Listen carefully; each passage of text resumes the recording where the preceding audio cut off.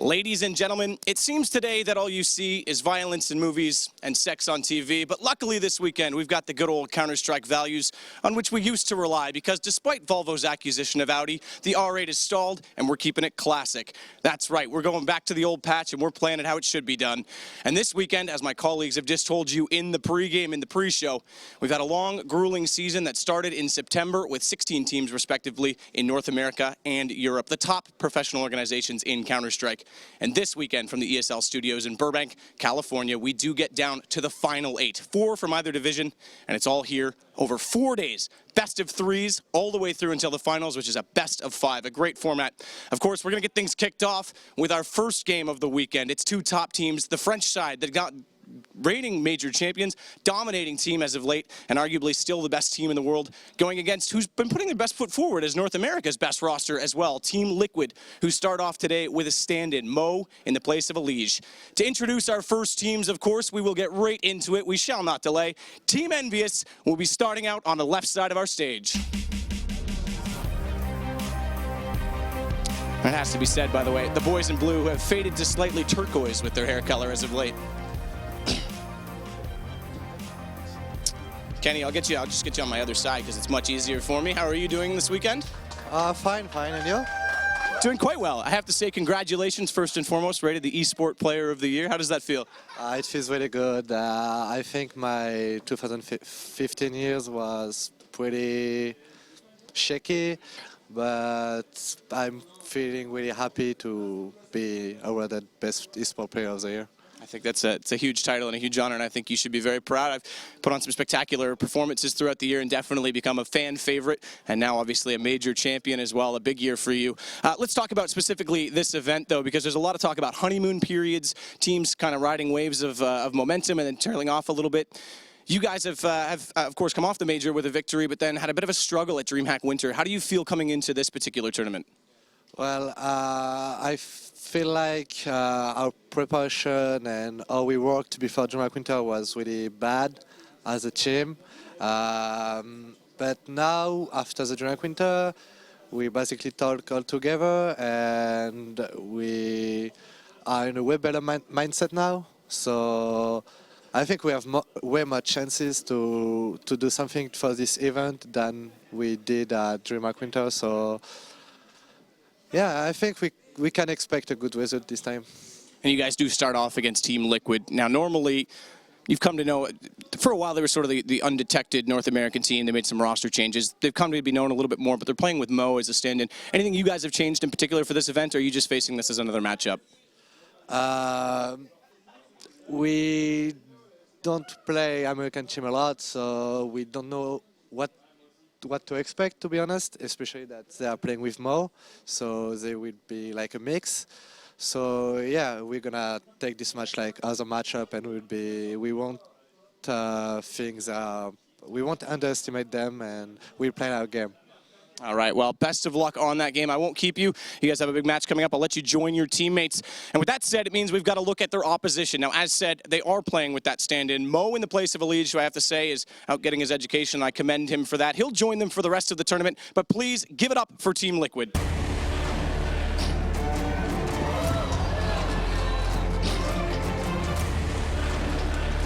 Gotta love that shirt Mo's wearing as well. Nitro, good to see you as always.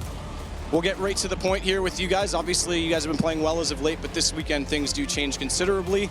Your roles are very clearly defined normally on this team. I think that's one of the things that actually defines you as a team in general. You and Elige on the entry. Now you're bringing in Mo, more known to the op. Does this mean someone like Adren has to switch out of that role? How do you guys face this whole day today? So we're changing some stuff up. Like, obviously, Mo's not Elige and doesn't have, like, significantly bigger than Elige. No offense, Mo, but Elige is a pretty small guy, right? Oh, yeah. So we're just going to have Mo off full-time pretty much today. We haven't had any practice with him, but I don't know. We're just going to have to, like, wing it, I guess.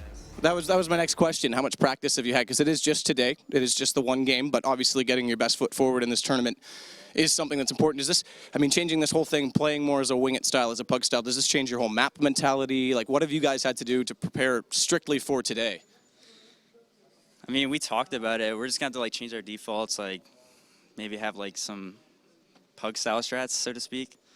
I don't know. We're just going to have Mo go crazy.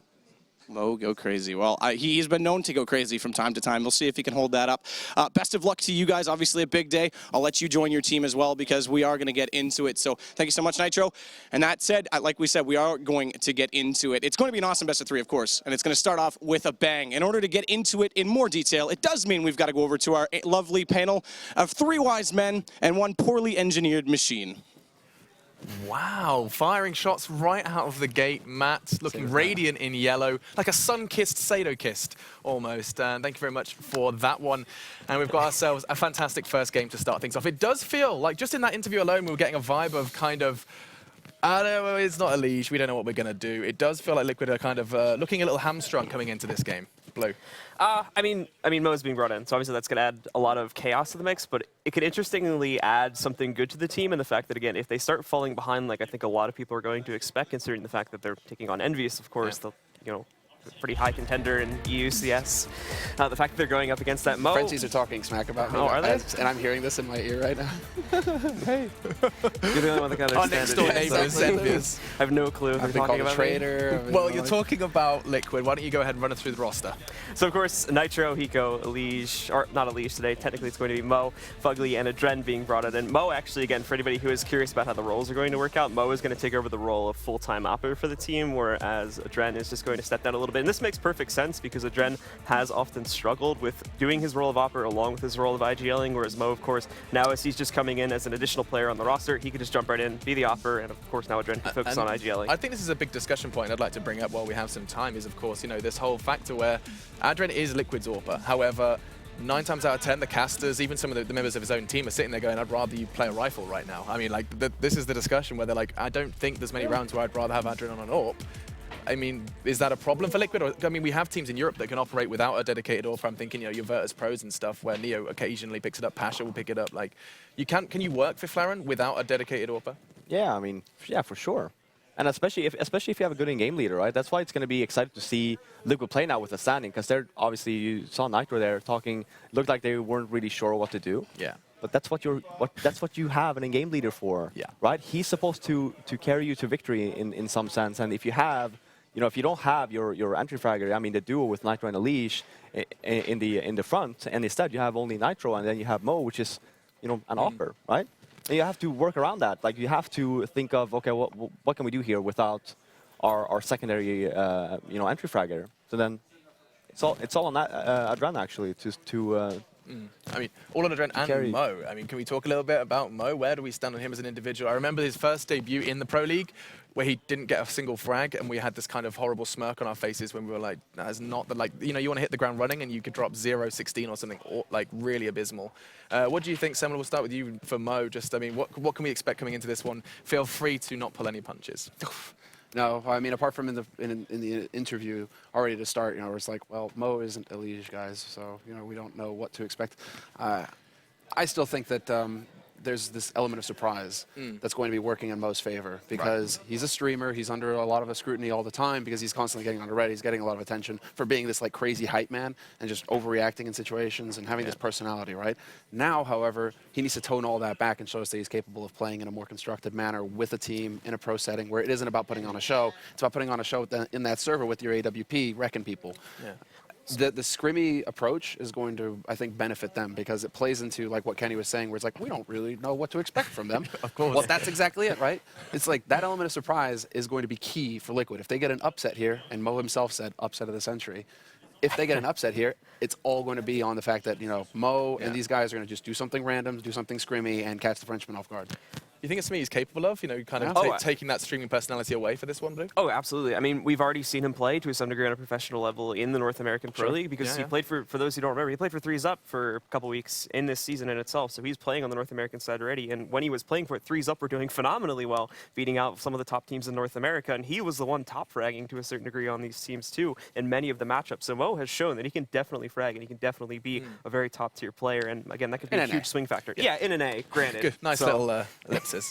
But I mean, we've seen evidence of it with the addition of the FPL in North America already. There's a different approach. Whenever you watch his stream when he's playing an FPL game, usually, I mean, 90% of the time, there have been a couple of exceptions to that, but he does seem like he's lost a lot of that kind of abrasive. Really? Yeah. Have you watched any of it? He's been a lot calmer. Like he'll kind of be a much more reserved personality when he's in the FPL games. I think he's got a lot more respect for his opponents and his teammates. I don't think it's anything about respect. I just think he wants to win, right? He I wants mean, to Mo's win, been in the maybe. scene for so long, and he's a competitor. It's the same with, I mean, you can even take Summit. Look at how Summit streams when he's playing true. FPL compared to when he's not, right? Same for they're competitors, you know. And when you have that kind of competition, yeah, you want to do your best, right? FPL is but you different. still have Mo. I mean, I would actually not mind Mo being Mo at this. Like it would be quite fun to have Mo being just like shouting at Kenny, like, come on! I mean, I would think that. Where's that my would app, be guys? Why? God damn it! Just fucking. I cursed. I'm sorry. He did. That's it. That's one. One for the swear producer told jar. us to have Is fun God with damn it. it another is a curse? Is No, that a curse? I said the F word. You did? A little bit. A little bit. If you hadn't said anything, I wouldn't even know. That just I caught myself. For Flaren swear jar, we're gonna actually get one if you carry on as well. Actually, that happens quite frequently. At least once every event. What, in Well, the you're a Twitch Swede, offices? you know, you're used to Yeah, working, yeah, yeah. you know, in a bit more of a loose atmosphere. Did you say it now as well? Thank you. Okay, I'm not alone. That's two. Okay, you guys are going to be buying us dinner by the end of this one with the swear jar. I'm But- okay with that. Yeah. Okay. So let's talk about EnVy. We've addressed Liquid in some detail. EnVy. It seems like the story surrounding them is this whole kind of won the major, looked incredible, and like they've kind of fallen off. And themselves, they're saying themselves, like we heard Kenny say, you know, we've kind of, I don't know, we didn't prepare as much as we should have for DreamHack. We struggle. I think it's a motivation question because you always kind of see this where it's like you get to the top and all of a sudden all that pressure comes off. Because it's just like, you know, done there's it. that release, right? Where it's Right. like, yeah, we've done it. And Kenny, Apex in particular, like, they don't have the experience of Kiyoshima, NBK, Happy, you know, the major championship winners. So for them, I think it was definitely, you know, a bit of a learning curve there as far as like, okay, we've reached the peak, we've reached the top. What next? You know, like now you have to be able to actually grind. That's when it turns into the grind. It's not the honeymoon anymore. It's like, okay, now it's work. Yeah. And can they maintain? Did they take quite an extended break after winning the major? I'm pretty sure I heard Nathan saying like we took 2 weeks, we didn't touch the game kind of thing. That can play into it. Can't that be a big gap of play? Would you say? Essentially sort of a reset, and then they come back, and if things aren't immediately back to where they start off, obviously, if you said before, that just sinks things back down. It hurts the confidence to a really big degree.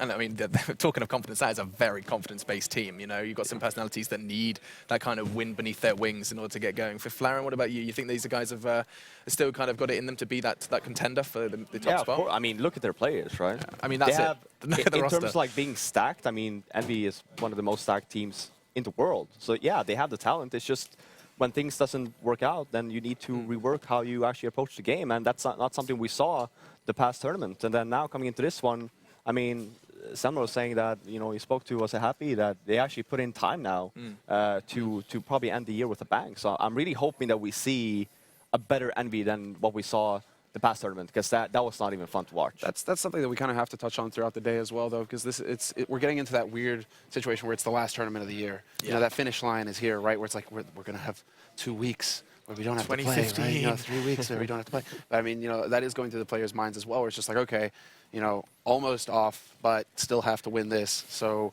you know, that there's that mental gymnastics that has to happen where they have to actually, you know, get the focus going again to just lock out this year strong. So that's where it could also be really difficult for like teams like EnVy to maintain that razor keen edge. Whereas, you know, you have teams like Liquid where nobody expects anything of them. This is their big chance, right? They're going to be hungry. So I don't think it's as clear cut as I'm gonna poke you for that one. No one expects anything out of them. Is that not a huge exaggeration? I think Liquid are now Liquid? being seen as like. No, but I'm saying you have a stand-in as well, right? Yeah, okay, stand-in. yeah, Okay, okay, if you fair, have a fair. stand-in, and yes, you're North America, but you're playing against the team that won the last Oh, yes, major. of course. But I mean, there's probably something. 5 There's of the some most expectation, wouldn't you say? ridiculously talented players in CSGO. Yeah, there's a gap. There's no getting around it. There is a gap. Liquid have also lost their good stride too, because I mean, even when they were starting to contend a little bit more, or at least looking like they could have contended a little bit more with some of these European teams, that's dropped off by a huge degree after the major, and we just haven't seen as strong of a roster anymore. And now that they have a fill-in as well, as you mentioned, that's just bringing them down even more. And it's not as if, you know, it's like, okay, it's Fugly who's getting, you know, who's not here. You know, it's their wombo combo. It's like Nitro Elise, you know, yes, Fugly does well in pistols. You know, everybody has their moment to shine. Hiko with the lurks. But the guys who are doing the work to get them onto the sites, it's that Nitro Elise, you know, like 100%. One guy, you know, there's always that trade frag, or Elise just walks in, gets 2 headshots, or Nitro does that, or what. You know, they work so well together. So in a key match right now that could really put them ahead in the groups, they're not going to have that double punch. that's what's a little, you know, so that's where it's like that random element has to really come in here. Mo has to just show up and be like, okay, guys, you trusted in me. I'm here now. Yeah. I'm gonna, you know, pick up the slack. It's gonna be different because it's with an op, but like there's something has to happen. Something has to happen. I mean, maps are going to play a big part of that, so we may as well talk about the veto that has gone down, so we can talk a little bit about how that one went out. It went down. They threw down the gauntlet. Son. They were like, yeah, I'm going to veto a map. fat maps. There it is. Oh, yeah. So, I mean, let's walk it through. Envy going for their first veto on Overpass, so putting a lot of priority on that one, and Inferno taken away by Liquid. Then the first picks came in. We had Envy take Cobble, Cash was picked up by Liquid, and then we had the Dust 2 and Train taken away for Mirage as our third. Start with Liquid Corner then. For maps for them, Cash is their first pick. Does that kind of, that make sense to you from someone that's casted them an awful lot? Yeah, I would say this lines up. I mean, among the North American teams in general, Cash is a very popular map, and Liquid is definitely one that can play it to their strengths against North American teams. The biggest thing for Liquid here is going to be the fact that they don't really have a whole lot of good experience versus European teams, so they're going to have to adjust to that playstyle and whatnot, and that could hurt them deeply if they're not ready for it. And Envy opting for Cobble as well. That's, I mean, that makes a lot of sense. That's their map. Yeah. They're one of the more solid teams on it. I think that they'll be able to adapt well to any situation on there. They have so much experience on the map now. That's a safe bet for Envy. That's a map that they would take in any series. So, no surprise there. And, I mean, you're making it clear how you're feeling about this first map going down. Of course, the first map will be Cobble. I'm going to start poking people for predictions for map 1. Fifth, I haven't heard from you yet. What are you thinking about the veto and also for this matchup? I was expecting Dust 2 actually for Liquid, because when you have, I mean, again, you have to play to your current strengths, right? And if you don't have Elish, then you need to pick a map that's very open, so you can benefit from the standing that you have. Especially, I mean, you could have run a dual op setup there as well. So you have Mo, you have Adren there. So but now we won't see that.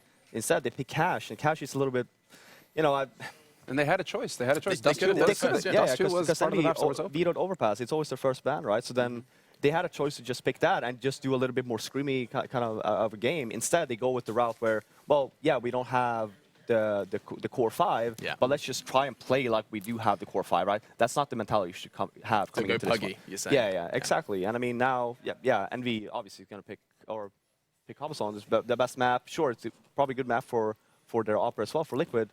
But I'm going to say that Envy will get away with it on Cobblestone. So looking good for them on Cobble. Yeah. Same kind of thing? I have to agree. Cobble is going to go Envy's way. Yeah, I'm agreeing with him as well. Overall, I mean, Envy, again, they've had some weaknesses on this map recently, but that more plays into the generalities of that this team has looked weaker in general. But still, more times than not, they're still winning this map versus team where they should always come out on top of, and this is going to be one of those matchups in my eyes. Yeah. I have to really get on board with Fifth, where it's like you want maps that are going to be like scrim face. You know, so we probably should have seen that Dust 2. Is the main criticism of that veto for Liquid. So. I mean, I think Happy was kind of like he left it in there as, or I mean, it's there because like they have to ban Overpass, but yeah, it's like a little bit of a dare. You know, like, are you going to do it? You going to do it? You going to do it? Mo, you want to go toe to toe with Kenny on Dust 2, right, bro? You know, like it's game time, guys. No, but people still think that Envy is this, you know, best Dust 2 team in the world, right? Yeah, they were. Yeah. But this was half a year ago. It was a long time ago. That's not where they are right now. So, but we'll see. We most definitely will, and we're going to go ahead and jump straight on into the casting. It's going to be Lauren and Sean standing by. How are you two cuties doing?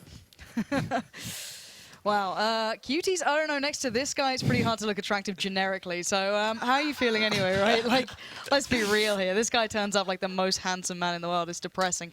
Anyway, how are you feeling about this matchup head-to-head here? Liquid's going to have a lot of troubles right now. We're kind of laughing about it when Nitro was giving the interview. Cobble is a really strong map for EnVyUs, and Liquid's going to struggle very heavily on that map, especially because you're replacing Elish, who typically will entry out of that upper B area, with Mo and Opera. And also Elish plays the B bomb site, and you're replacing him with an Opera again. Both sides of the map are going to be heavily affected by that replacement. Second map, Cash, they can run dual op setups. That'll work out really well for them. I actually like the map pick of Cash. Third map, I would have preferred that they stuck with Train. It was the final veto that they had instead of picking Mirage, because EnVyUs has a very strong Mirage. It's something that they recently added to their map pool, so if they can manage to get to the third map, which I don't even think they'll be able to do, then they'd still probably lose there. Yeah, it's an insanely hard map pool coming into this, and let's be honest here. You know, Cash, it is Liquid's best map statistically, but then there's still Envy in your way. You know, you can't, as the desk said, or the couch said, I guess I should call it. You know, it's all good and well playing to your strengths at this point, but they're not the same team. They're not the same 5 as they normally were. And what are your thoughts actually going into, you know, playing into, let's say, Cash rather than Dust 2, as they were saying on the couch that maybe they should have embraced that Puggy style a little more, but do you think they're just going to try and stick to what they know here, or What are your thoughts on that one? I think so. North American teams have a very good sense of how EnVyUs plays on cash based on Cloud9's success over the summer when we played them. EnVyUs hasn't really changed much about their CT side since then, even though they changed players. So they'll still fall a lot into a 2-1-2 setup with Apex playing mid solo. And it's really about how you abuse that 2-1-2 setup and take control of mid, force them to push A main, maybe look for picks there. Happy and NBK are very predictable in the A bomb site, and you'll always know that you'll find Kenny with the up in the B bomb site. So it's just on Liquid to find good counters to that setup, and we'll see if they can do it. So let's talk attitude then coming in this for Liquid. As said, you know, there isn't the biggest amount of pressure. I think Semler highlighted that one. He's like, well, let's be honest here, they're coming in probably going to be pretty relaxed. They've got to stand in there.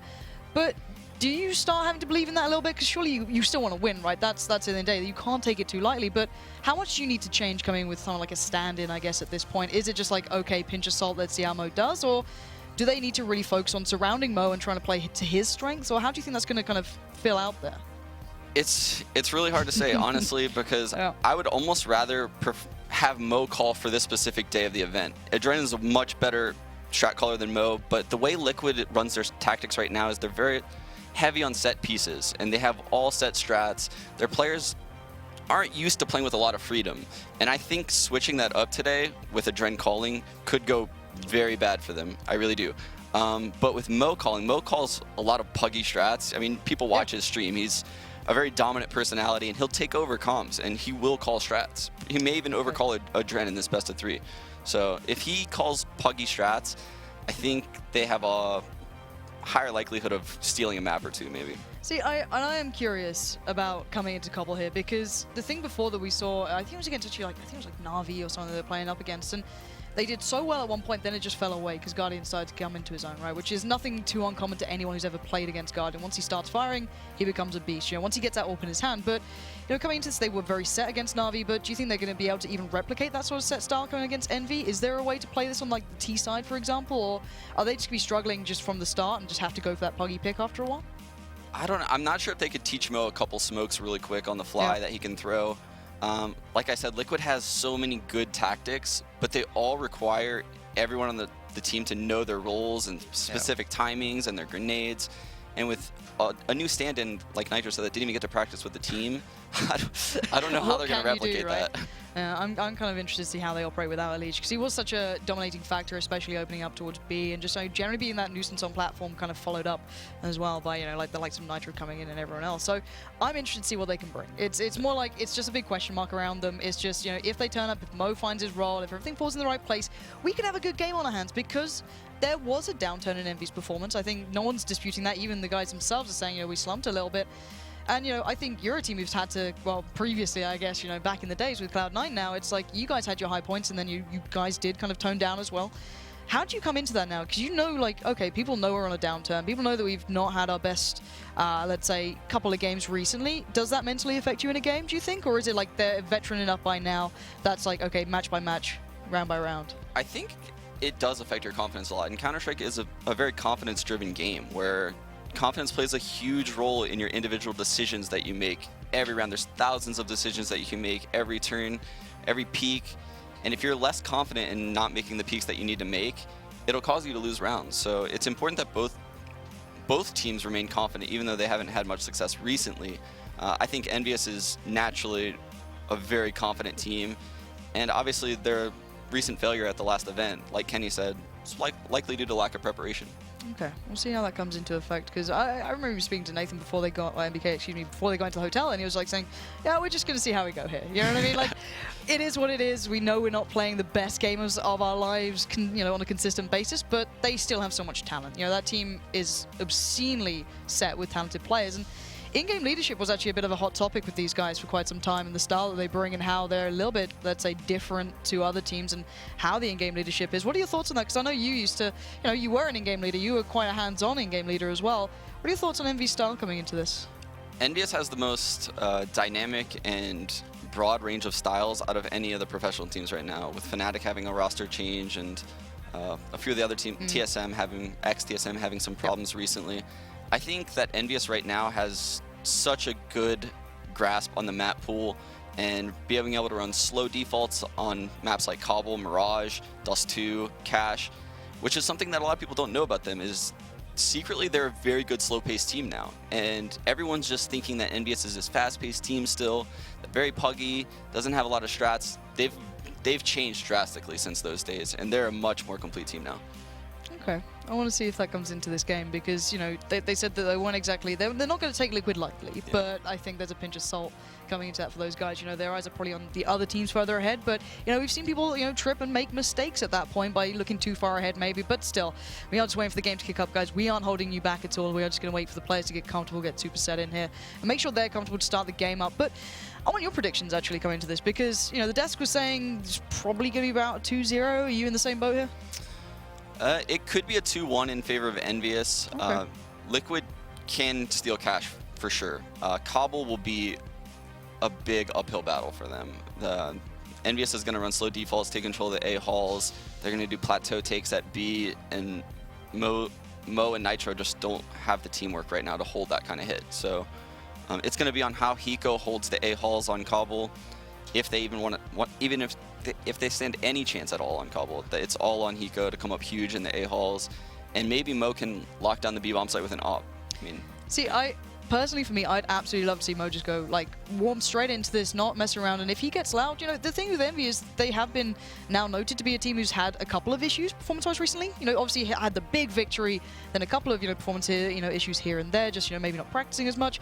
If Mo gets in your head and you're starting to lose out to a stand-in, like, the thing is that I know Kenny S takes a lot of it very personally as well. He's a very emotional guy when it comes to how he plays. If you get someone in your head already and you're like, what's going on here? I think there could be a spiral if maybe they get off to a good start, but your thoughts on that as well, like momentum-based stuff, just knowing your opponent and knowing, okay, it's stand-in, it's an NA team, right, if we're going to play that card, surely they've got to be kind of worried that if they don't get the start they want, is that ever going to kick in, you know what I mean, where Kenny S gets a little down, you know, people start getting a little bit, you know, fired up, but what are your thoughts on that? I mean, you did say momentum. Like, momentum, you wow. Can't say momentum without Mo. Yeah, Wow. I mean, it's definitely a big factor in this game. If EnVyUs gets off to early leads in any of the maps, they're probably going to run away with whatever map they get off the lead in. They're so good in the first 5 rounds of a match. Pistol rounds, second rounds, first gun rounds. Those are the rounds that Liquid needs to come up huge. They need to have great individual plays and just ride that. Like you said, they need to ride the momentum to the win from there, because EnVyUs does crumble late game. They'll start going slower and slower and slower, but you have to make them appreciate you and be scared of you. Well, this is the thing, it was a discussion we've had, you know, in regards to Fnatic before. It's like, you know, they come in with a super aggressive style on occasion, you know, quite puggy in a way. They'll play very loose, and it's hard to predict them, but you have to make them respect you first, and then you can kind of run the anti-strats that you come up with. I think this may be a factor coming in for Envy if, you know, let's say Liquid have prepared anything up their sleeve, but still, of course, Cash being up next, you said there are options there. The Envy aren't this kind of very closed book. People know how they play it. They know, you know, roughly where they want to play, but then, of course, it's how do you undo that is the next thing. You know, these guys can still hit shots like absolute beasts. So that's that one. But then let's say it does get to that third map and we're going into Mirage. What can we expect from these two teams? Because I'm not so familiar with Liquid's Mirage kind of performance there. I don't know too much about them. I know that you've probably got a better beat on them than I do. What can we expect from them coming into that third map if they make it that far? Yeah, actually, I do like Mirage as a map for Liquid. Mo and Adren could definitely run a double op setup on CT side if they choose to. I'm not sure if they're going to let Mo op T side Mirage. They're going to try to get a lot of mid control on EnVyUs, because if they don't, they're going to be running into walls in both the sites. EnVyUs is going to get mid control on them, and that's where I fear for Liquid, is that EnVyUs is going to have a monster T half where Liquid can't hold mid at CT. They're going to struggle with it heavily. They're going to have to push the extremities of the map because they're not going to be able to control mid. Well, several factors come in. That's, of course, the third map if we make it that far, bearing in mind this could be a 2-0. I hope for a little more, personally. I'd love to see Liquid come into this and really kind of push the boat out. Even if they don't pick up that third map in the end, if they make it that far, that'd be absolutely brilliant to see. But Nathan seems super happy with warm-up already, so he's happy at least. You know, he's getting riled up. But no, we are still waiting, I can imagine, on a couple of issues to be resolved. I'm just looking around if I see admins on the stage or what's going on. But they're just warming up, I guess. But until that point, like, I think I'm with you on this. I think... I reckon it's going to be a 2-1. I'm going to give some faith over to Liquid. I'm going to believe for now. So I believe in Mo. Something I didn't really bring up about the second map is EnVyUs does have a possible to anti-strat CT side, but their T side is still absolutely insane, and I don't know how Liquid's going to stop it.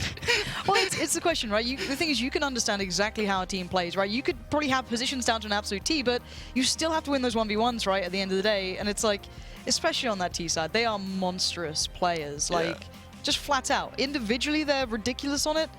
As a team, they're obscene on it, so it's hard to handle these guys, especially when they start building up rounds that they shouldn't. You know, everyone knows in the team that forces up consistently, right? Yeah. And then you lose like rifle rounds to it, you just get more and more and more frustrated. They are a team in getting ahead, but the EnVy guys seem chilled out, to be fair. They seem pretty happy over there. I'm just like staring them down. It's quite an intimate atmosphere in a way in this studio. It's not this massive kind of event, so I'm kind of hoping we get to see Mo going a little bit wild, to be fair, but I do think we are now moments. So once again, guys at home, apologies for the slightly slower start, but things are going to be starting up very, very soon, and we can get this one beginning. There we go. We're live into game, finally.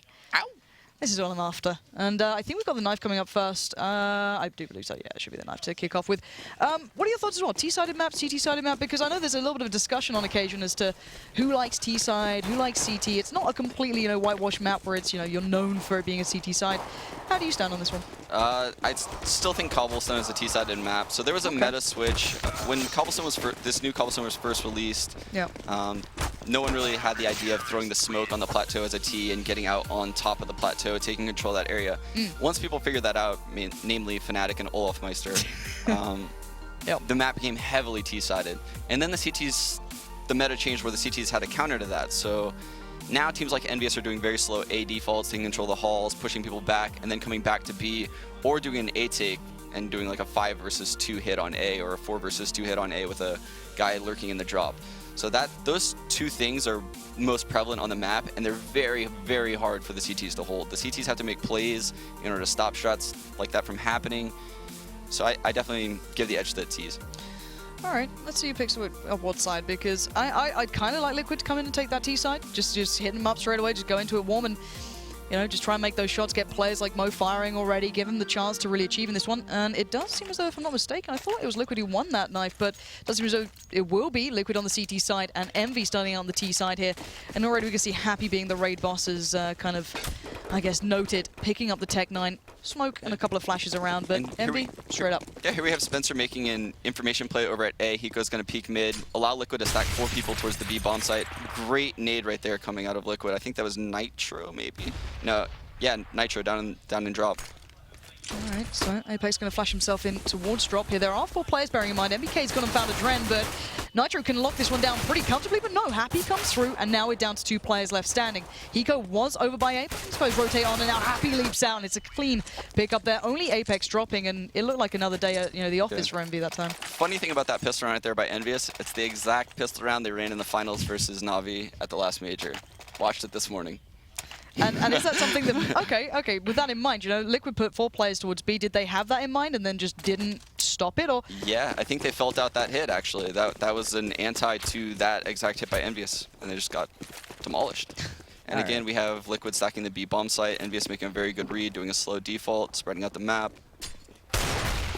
Beautiful start there. Nitro going to claim Happy's scalp, but still 4 players standing. We do have the rifle lease in the hands of MBK so far, but not too much gathered just yet by the EnVyUs side, but they are kind of edging towards A this time. Fugly's still here. You know that he switched up a little bit. It was Hiko before being the man over by A, but a slower approach here, and Fugly's going to be the man to probably get the first bit of contact over towards this side, and it's MBK just round the corner.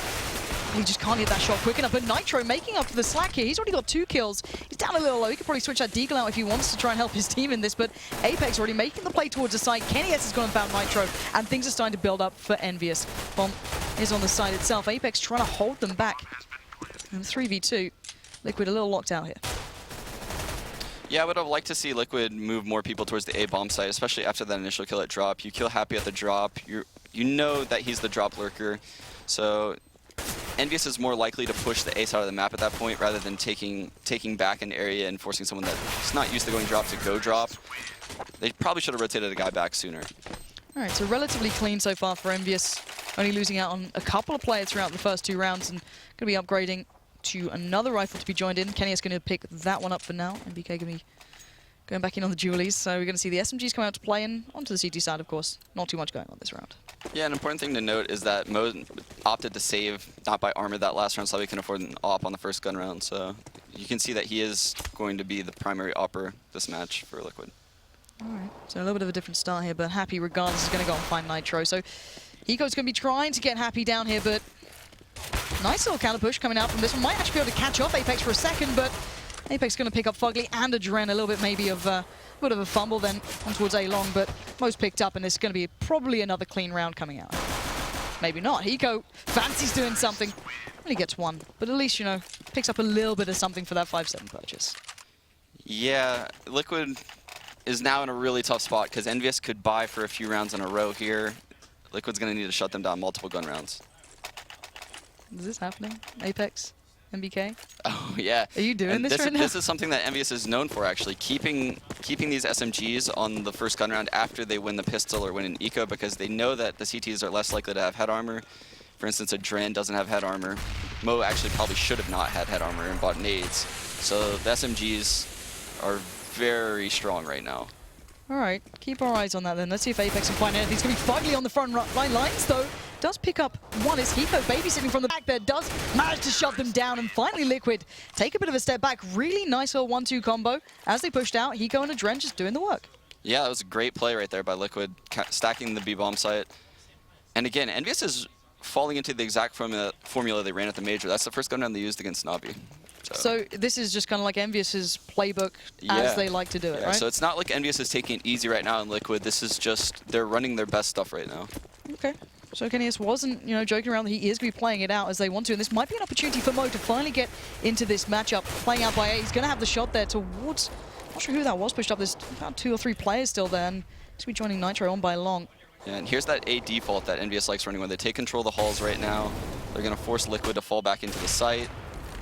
Mo with a great shot on Kennyus. Absolutely perfect. He does actually end up falling, though. It's Apex pushing through. Adren finally stops the rot, and it's down to 3 players for the T side, but it is a 3v3. The 2 players over by B haven't shown their hand yet. Yeah, and when Happy lurks the drop, it's so important that this player in drop is able to stop him and not let him lurk into the connector.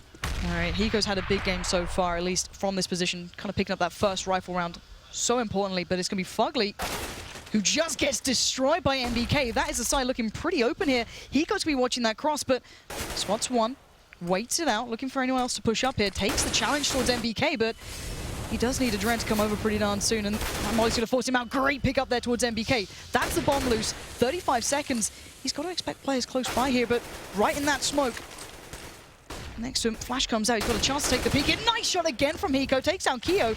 It's down to Happy in a 1v2, and that Molly, I think, just tickled him a touch, but he's pushing up so slowly. Hiko has no idea he's here. Happy's gone and found him, but finally locked down by Adren. And again, Hiko being so important to these rounds. Yeah, that was a massive round right there by Hiko. Great job staying alive, getting in a spot where Adren could trade that last kill, and they finally did a good job of breaking EnVyUs' money, although EnVyUs looks like they're going to probably force buy here, because that's what they're known for doing. And they'll likely do some kind of set piece, maybe a really fast play towards A, or a set piece towards B. Could be either one. All right, let's keep our eyes on what EnVyUs are up to then. It looks like they're going to probably go with the set piece towards B.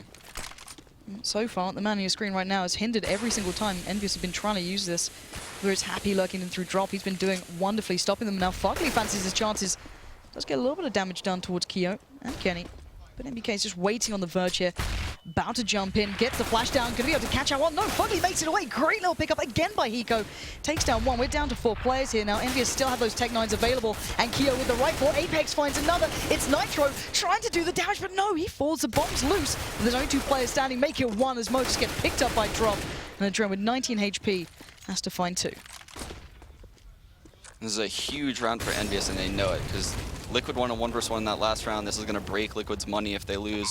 Whoever wins this round is going to be a massive economical advantage moving forward. It's not how he wanted to start it off, at least. He had a chance towards Apex then, but couldn't pick up the shot now. Leering in, not going to get it. Apex shuts him down, and a nice round coming out from EnVyUs in the end. It was the 3 Tech 9s, 2 rifles coming in.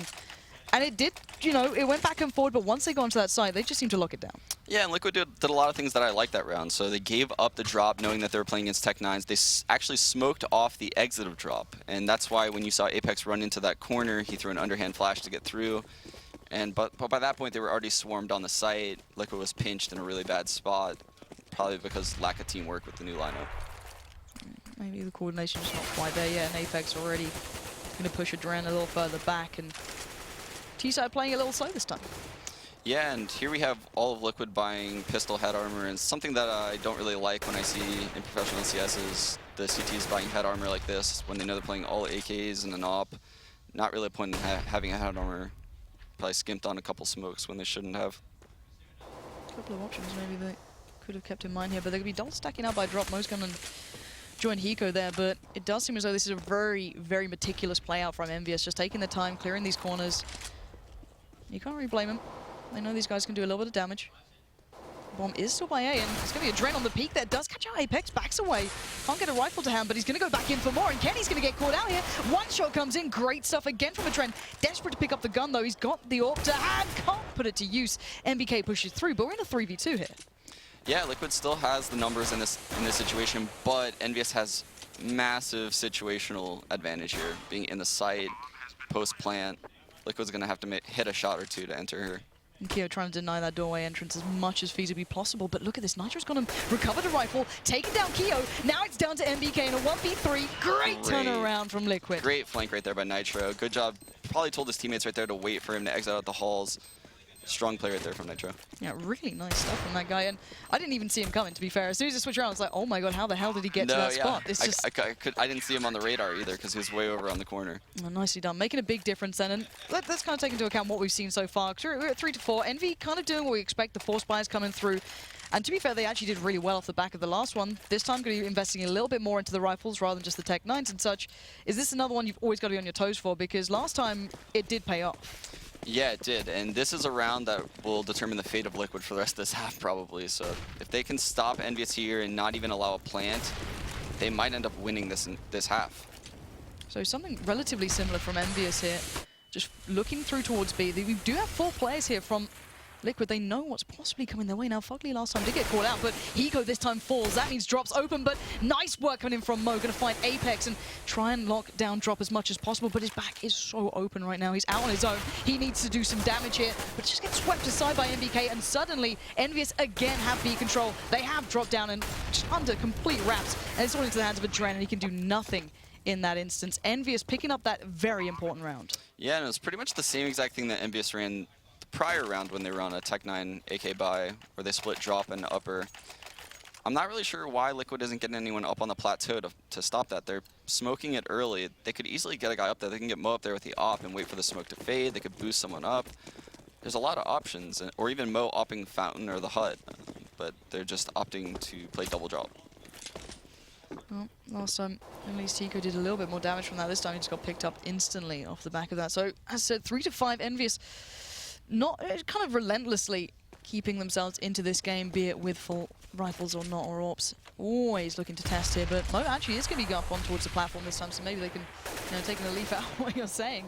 But it does seem as though Envy very cautious again, doing almost the same rounds they did before when they knew they were up against the pistols. Now, it did work out a little differently before because of some brilliant work coming out from Nitro, but this time, caution certainly going to be aired here as Keo and Happy going to make their way through towards drop, split through, a 3-2 split coming in towards A, and now they've got it under wraps. They've got the doors locked down, Keo's going to be playing it out, and now they're going to get all the information in the world. Not sure what's happened there. Hopefully the observers are good. Oh, okay, we're back. Oh, no, we're not.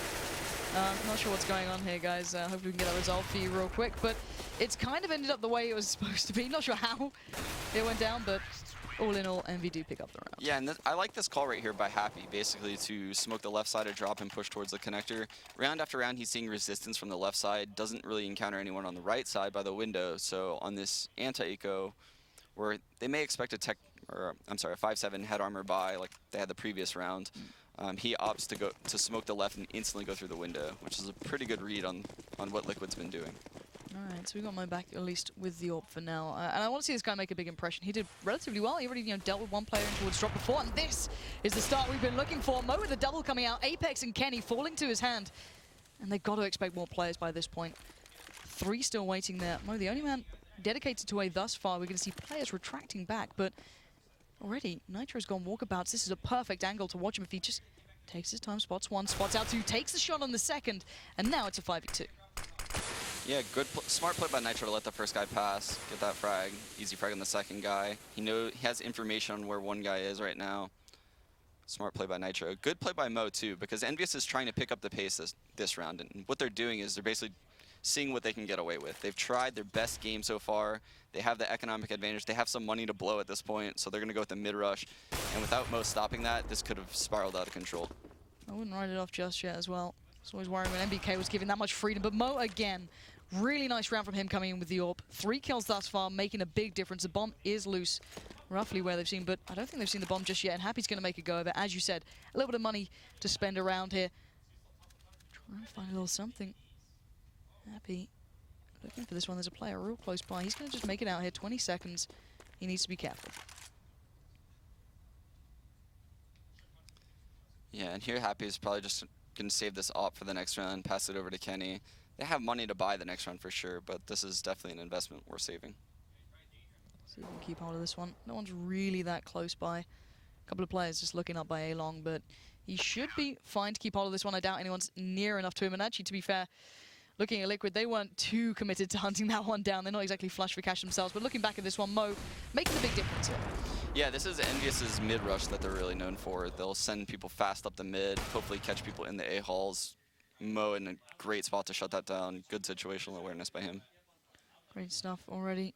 And man, with a lot of pressure coming to this event on his shoulders, you know, he's a vocal man. He gets a lot of attention from it. So good to see him coming up with the goods, at least by this point. We'll see if that comes through into the rest of the game here. But he's going to be going for that confident pick here. But before we saw Nitro going for this with the Deagle, it did pay out. But already a little bit of a switch around. Mo's going to be trying to support out from drop. But this is a much slower approach from Envy. You said that, you know, these guys do have that little bit of a slower play to fall back on if they need to. But what are they looking at right now? Yeah, this is exactly the default that I was referring to, where Keo will lurk this upper plateau area, Happy will hold drop, NBK, Kenny, and can't think of the other one, Apex. They'll work over towards the A-halls and mid area. And here you have NBK and Keo taking control of mid. Happy's going to trail. This is definitely going to be an A-hit.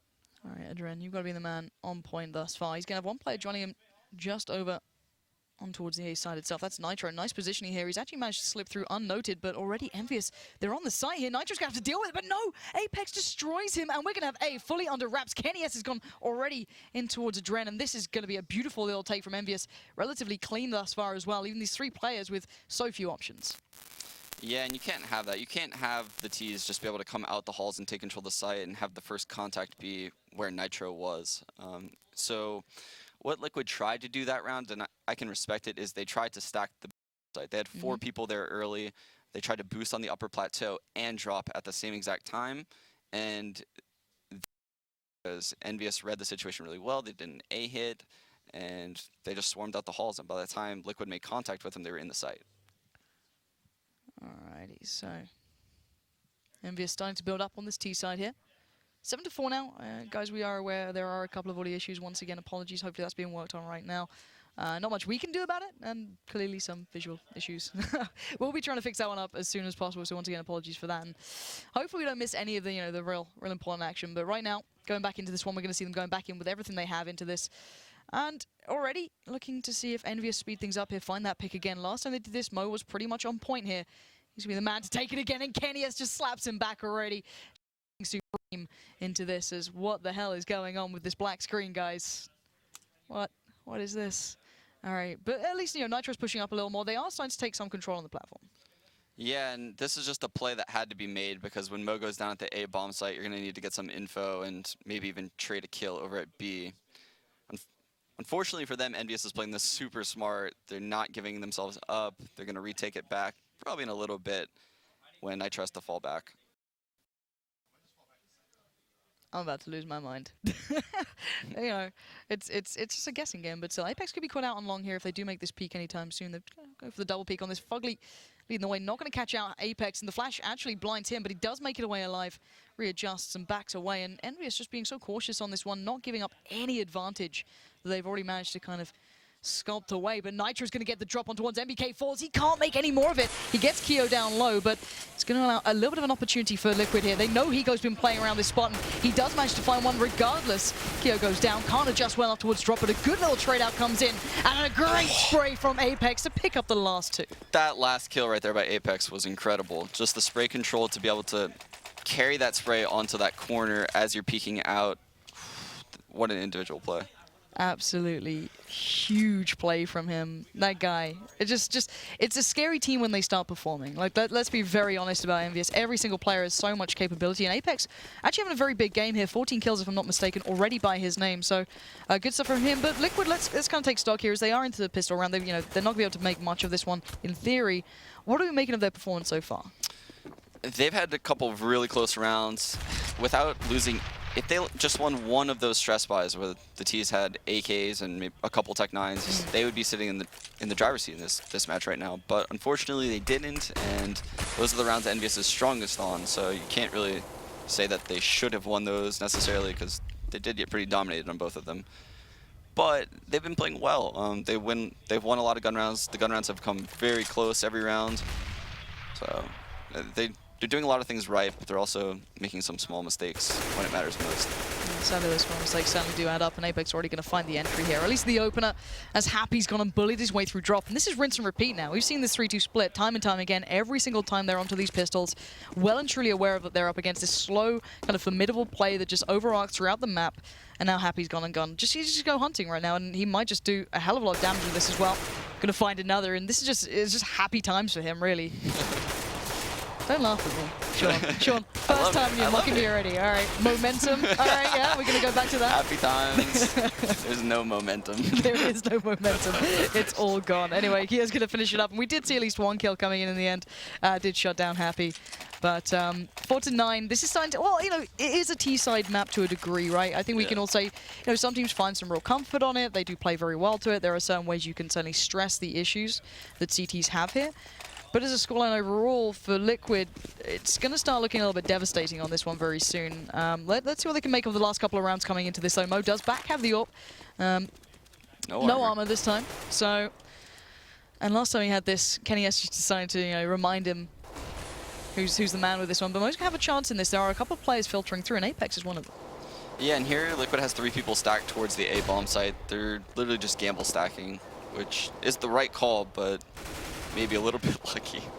All right, let's see if this gamble pays off. Kenny S might just be surprised here. Nitro takes the shot. Kenny S falls, buys his time. NBK drops off the bomb, doesn't want to commit with that one, and now will actually back away. Doesn't commit for the peak. Plays with a little bit of reserve.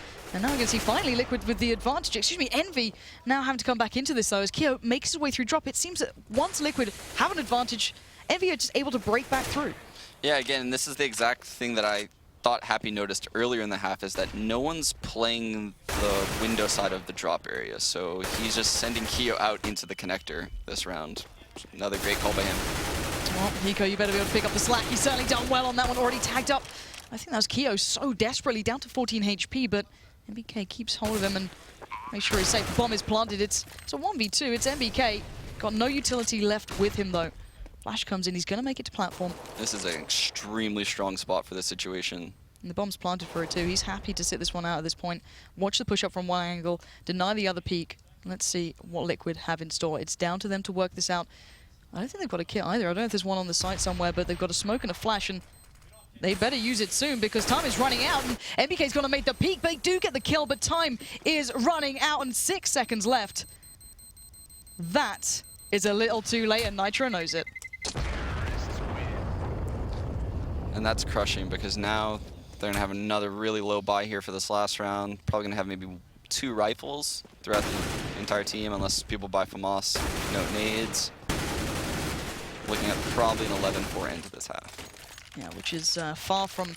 It started to look a little good for Liquid at times. When the first initial gun rounds really did start coming in, it started to look pretty decent for them. But then once we saw what EnVy are noted for, these kind of forcey, kind of bully buys that come in, it does start to really pay heavily. But this is a nice little position coming out from Mo. Got the Swag 7 out, already going to catch out Apex and leaves 3 alive. And hell, he wants more, and he's going to get more. Great stuff from Mo. Just denies. And now finally closes down. All right, Mo, there we go. Finally starting to get into this one in a Mo's really back. nice way. Exactly. Mo's back. The momentum's back, right? Okay, so a nice little way to close it down at least, but that was not the prettiest of games we've ever seen. Let's be really honest here for Liquid, and you're just grinning looking at Twitch chat, just like, God Mo. God Mo, God Mo. Oh man, it was going to happen at some point, right? Oh, I'm so happy it happened. We're all pleased for Mo, but all right, let's kind of like recap what we saw there and how the kind of game evolved from the start, at least on towards the first half, because let's be honest here, it started to look quite good for Liquid. They, they didn't get off to the worst starts. Once those gun rounds started to come in, they were doing okay. They picked up a good couple of rounds. But then it seemed that, as you noted, there was a couple of issues with maybe the way Liquid were holding, that EnVy then pressed the issue on no one holding the window side of drop, no one playing these presences. We saw those 3-2 splits becoming prevalent. Is this just good in-game leading? Is this just them being totally on point here? EnVyUs just has very good B bomb site hits, and there was a lot of gaps in Liquid's B bomb site right there, and this is not good for Liquid. Yeah, that's not exactly the start you want, is it? Just happy, just doming straight away towards Nitro, but okay, everyone's lined up. Hiko's just going to have to grin and bear that one. As does Fugly, that's not going to be too helpful, but Happy's going to be waiting for the duelist, and then BK. Mo's actually gone and found Apex, so does manage to find the entry. Now he can start pouring through, but that is going to hinder one of the avenues of approach. And look who's in the back here. They just didn't check their corners, and Happy just comes into his own, leaving just Mo alive. He ended the last half well. Let's see what you got here, Mo. Flashed up, blinded, and put down by MBK, but yeah, not a pretty round for Liquid. Yeah, not a pretty round at all, and they're probably gonna have to force buy here if they stand any chance in this match. Like, maybe Mo's gonna buy a scout. He's the only one with a frag that round, so he's the only one that could even afford a scout on Team Liquid right now.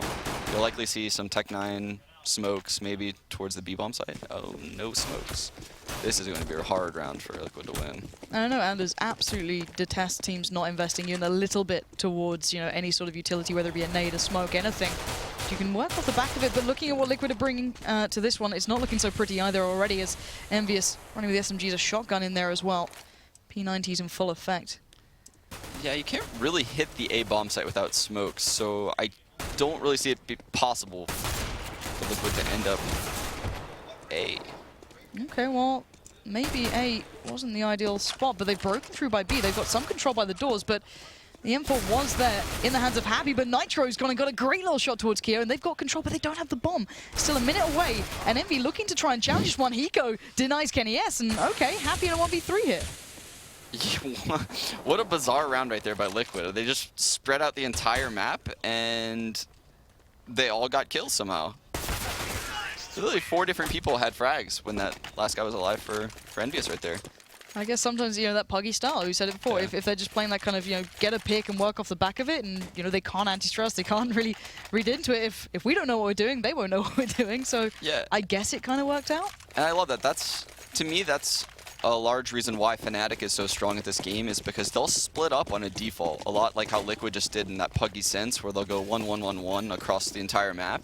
And what it does is it makes the CTs play all of the spots, and you'll get 1 versus 1s. And if you have confidence in your team as aimers, if you win any of those 1 versus 1s, there's going to be rotational shifts towards that area, and it'll open up areas for other people. Okay, so there's certainly a possibility for this to work out if they're willing to take those 1v1s here, but bear in mind, still EnVy going back in here with the pistols, a little bit of armor, head armor on toward 3, but only body with Kenny and Apex. And a couple of nades, 5-7, CZs. Nothing to write home about here, but enough that they have certainly done damage like this before. So, smoke's coming in this time. It looks like Liquid going to be playing this one pretty calmly, but not committing off the back of that smoke.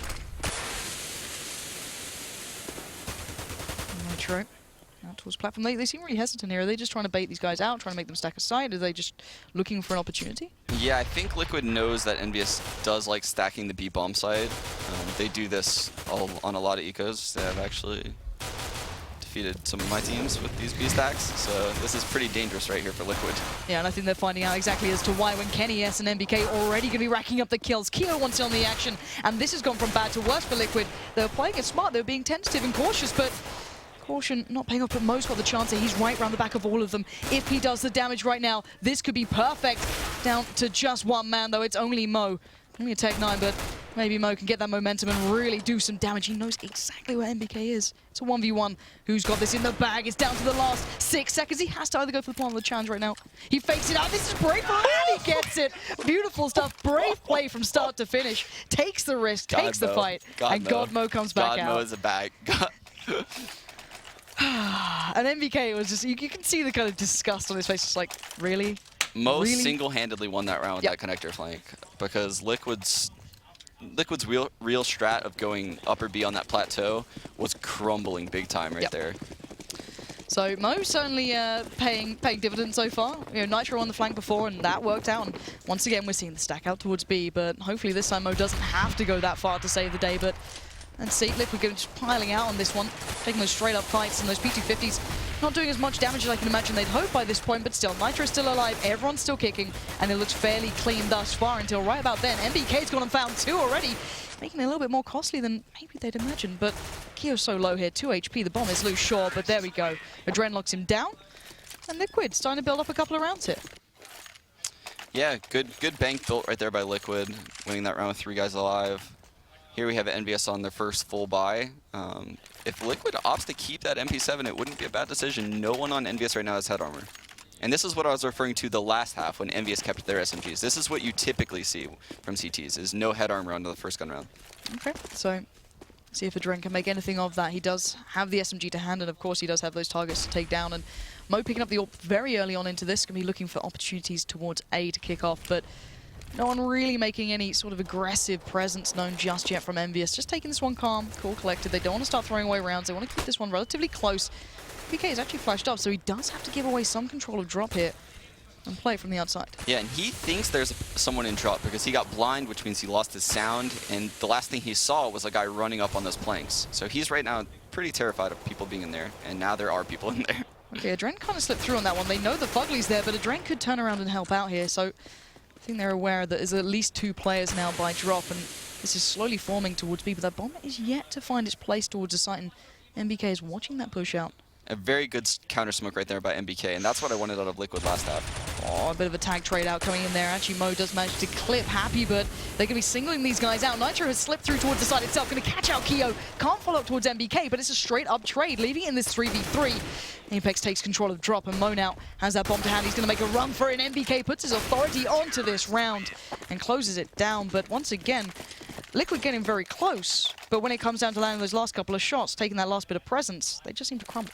Yeah, EnVyUs read out the hit really well. They felt people at the plateau. They felt the people drop in the drop area of the B bomb site. NBK sensed that, counter smoked that right when he felt the guys were going to go out on the plateau and commit to the B bomb site.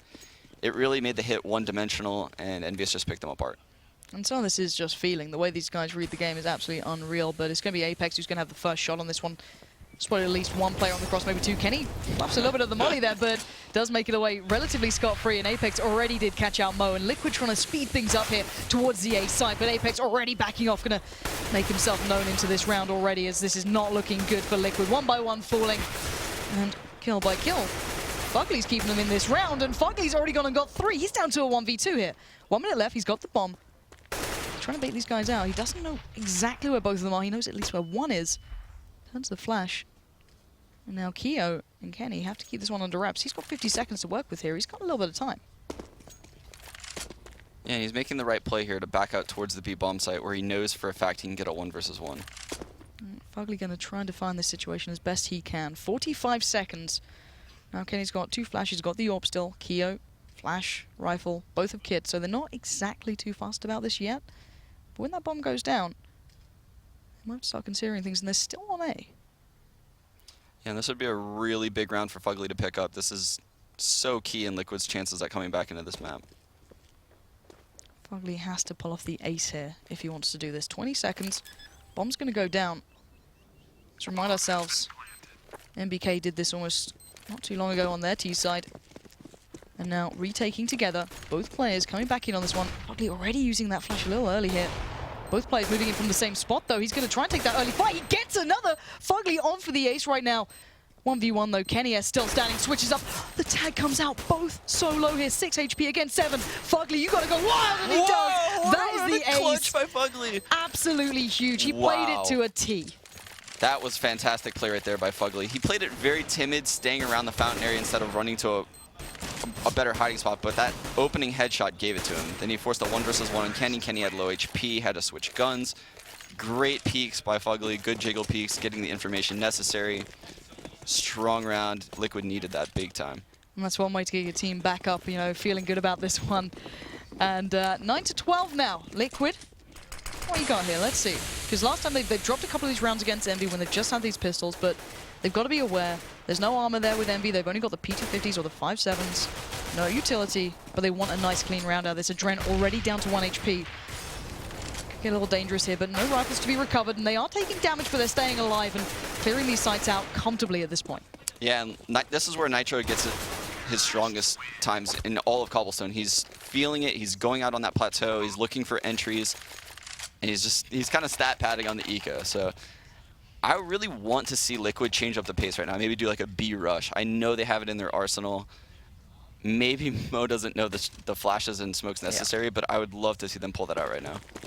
And now this is where we see Envy generally becoming extremely dangerous. So these are the rounds that they have turned. Now that they've got the armor with them, now they've got the CZs, the nades, and the smokes. But again, Liquid have been looking good at these now. They've started to become a little more aware, starting to play with this real presence of mind. And they're taking their time on this. And as you said, you know, certain players starting to pad out those score lines, you know, feeling a little bit better, more confident. It can play a big factor here. Fugly, he's just mollying out towards that drop room, trying to clear out. But it's a real slow approach here. And actually, Envy have gone for that full stack almost towards A. Yeah, and Liquid started to head their whole team over towards the B bomb site early, and then now they're coming back to A late. And it's funny because EnVyUs did the exact opposite. They headed everyone to A early and then rotated out to B, but now they're all 4 at A. So Liquid's going to be running into all 5 members right now if they hit the A bomb site. They've got to start wondering about that. MBK just kind of gave himself up on long, almost like to entice them into pushing into this one, but now they've seen another player, they've got another kill, taking down Kenny S, of course, and they've heard that deagle of Keo. They've got to assume this, you know, B's almost clear by this point. Yeah, especially when you kill NBK over in the A halls. It's not typically a place where you'll find him, so when you kill him pushing out of the A halls, it's likely an information play for the rest of his teammates to either stay there or leave.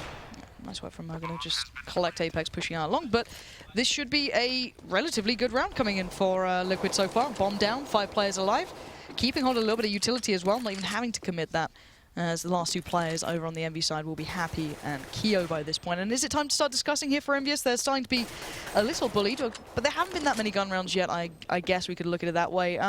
When do you start need to worry about, you know, T-side momentum and, you know, have to maybe have a little talk on that CT side? Yeah, I would realistically say that they should probably take a tactical timeout either this round or the next gun round that they play, if they encounter troubles. Yeah. Because CT side on any map is a very slippery slope, and you're not going to get that many gun rounds in if you keep going 1 for 1, and the Ts have a lot of money. So things could get really bad for them right now if they lose this round or even win it with 1 person living. Wow. And they're committing a hell of a lot to this. Double Ops coming out to play. Kenny S and Happy picking those up. What do we make of this one? Is this something they often run? Because I'm trying to think back of the double AWP presence that they've had. I don't note it as much, but it is a very hefty investment. Yeah, if EnVyUs feels like you're going to hit the B bomb site a lot, they'll have Happy op it. And the main reason being is just because it's a strong spot for an opper to be, just like that. And if you're pugging and you don't have an execute, he'll pick you apart, just like that. Well, we've started to see maybe the little bit of the resurgence from EnVyUs now, kind of mulling over what was working for Liquid and coming up with this idea that, of course, you've duly noted there. And let's see if you can make anything else from this. So close. Fugly's going to be shaking in his boots by this point. He can hear those AWP shots just coming through so close. They are going to be making presence noted in drop, though. 2 players at least stepping out in this one. Most going to be taking the challenge first and foremost. Great work to remove Keo from this, but they've got to know that still 2 players here, and Happy is being so big into this round. Again, Happy picking up 4 and denying any hope Liquid had. Strong individual play right there by Happy. Just swiveling around the fountain, picking up people in upper, turning towards the drop. He literally just locked down the whole bomb site right there all by himself. And you said this is something they will implement when they feel, okay, it's going to be another B hit. They've been, you know, abusing this a little bit. Let's deny that, and it's definitely worked out here. Now, I want to see the response of what Liquid can do now back to that. Yeah, what Liquid should recognize now is that Happy is the support player for drop. So if he's opping, drop zone has no support, and they should be abusing it. And that's why you see Apex flooding towards the A bomb site or the B bomb site really quick right now, because he recognizes exactly what I'm saying. So much opportunity now with Liquid. I'm hoping that they have something in mind here, that they're aware enough that there's something going on, that they've seen the pickup from Happy. Of course, these guys are well and truly aware by now, I can imagine. So slowing things down, testing the waters over by A as well. This is going to give Kenny S the chance to actually get into this run. Hiko playing very slowly at this point. Kenny just peering through. There's 58 seconds. They're really running that clock quite low here, and Mo's the man trying to open this one up, but nice little switch up there. Going to be trying to take presence, and they do take control. Mo's gone and taken down Apex. That means that it's now a 4v4. Happy's gone and rotated perfectly over, but that bomb, it's not going A. Yeah, now both the ops are on the A bomb site, I believe, unless Happy rotated out instantly, which he didn't. So And Here we that's have Liquid taking the B bomb site. Fugly managing to take down Keo means that site is essentially theirs. We've got one man just diving in. That's MVK just bullying his way forward and actually manages to pick up Nitro off the back of that. Bomb is down though, and it's only MVK. 1v3. And he does eventually fall to Fugly. He was trying to fake out the full defuse there. And Liquid, you know what? I wanted to see their counter to how they're going to deal with that double op. And I think they just showed us it. No, that was perfect, actually. Yeah, once they sensed that second op in the A bomb site, they knew that the B bomb site was up for taking, and they took it instantly. And they held the rotate with the Molotov and the connector. Fugly made a small mistake by allowing that guy to come into the site, but he made up for it by staying alive. Because a lot of people would have overcommitted at that time because they felt bad for making the mistake, and I'm sure he did feel bad for letting that guy come in the site. He probably heard it in his ear from his teammate, a little bit surprised, calm.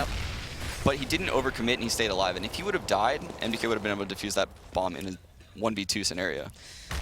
So, now looking at the predicament Envy are in, just down to the pistols here. You know, the Deagle's coming out to play a little bit. We've got Kenny S just sitting up on the nade. We've got a little bit of armor, and actually, one of the players who did have the armor was Apex, who just got taken down by Nitro already. So Envy gonna have to operate on 4, try and do some damage, you know, in any way, shape, or form, because at the moment, stacking out B, let's be honest here, Liquid have started to look pretty good at reading EnVyUs.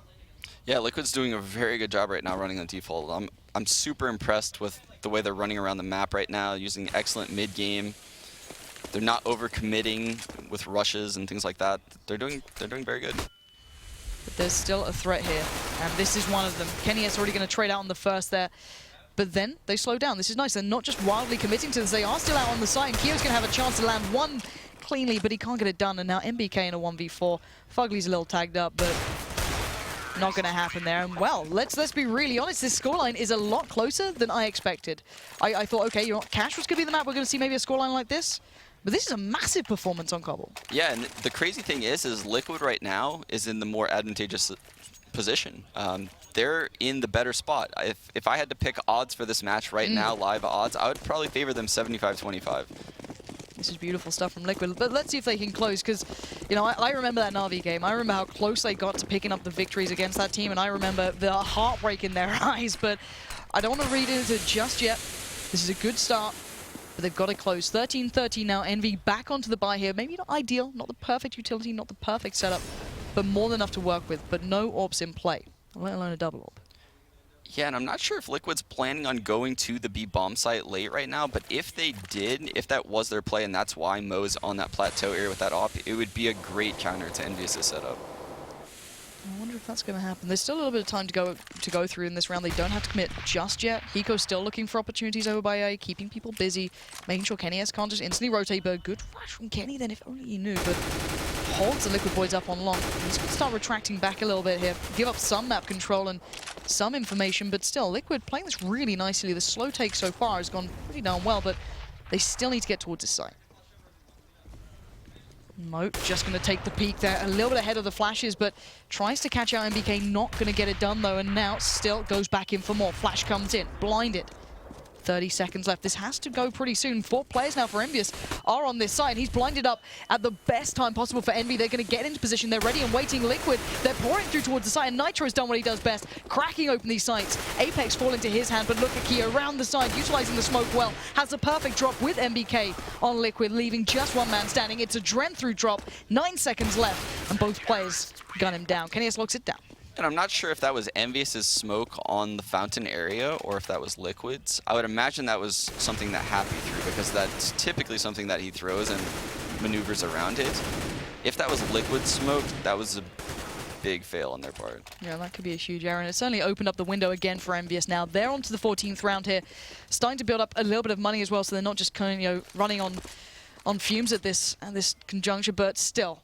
Mo's on the AWP, we've got everything back into this one. Liquid have another round to play with here before they're, you know, in dire straits, let's be honest, but they've got to make this one count.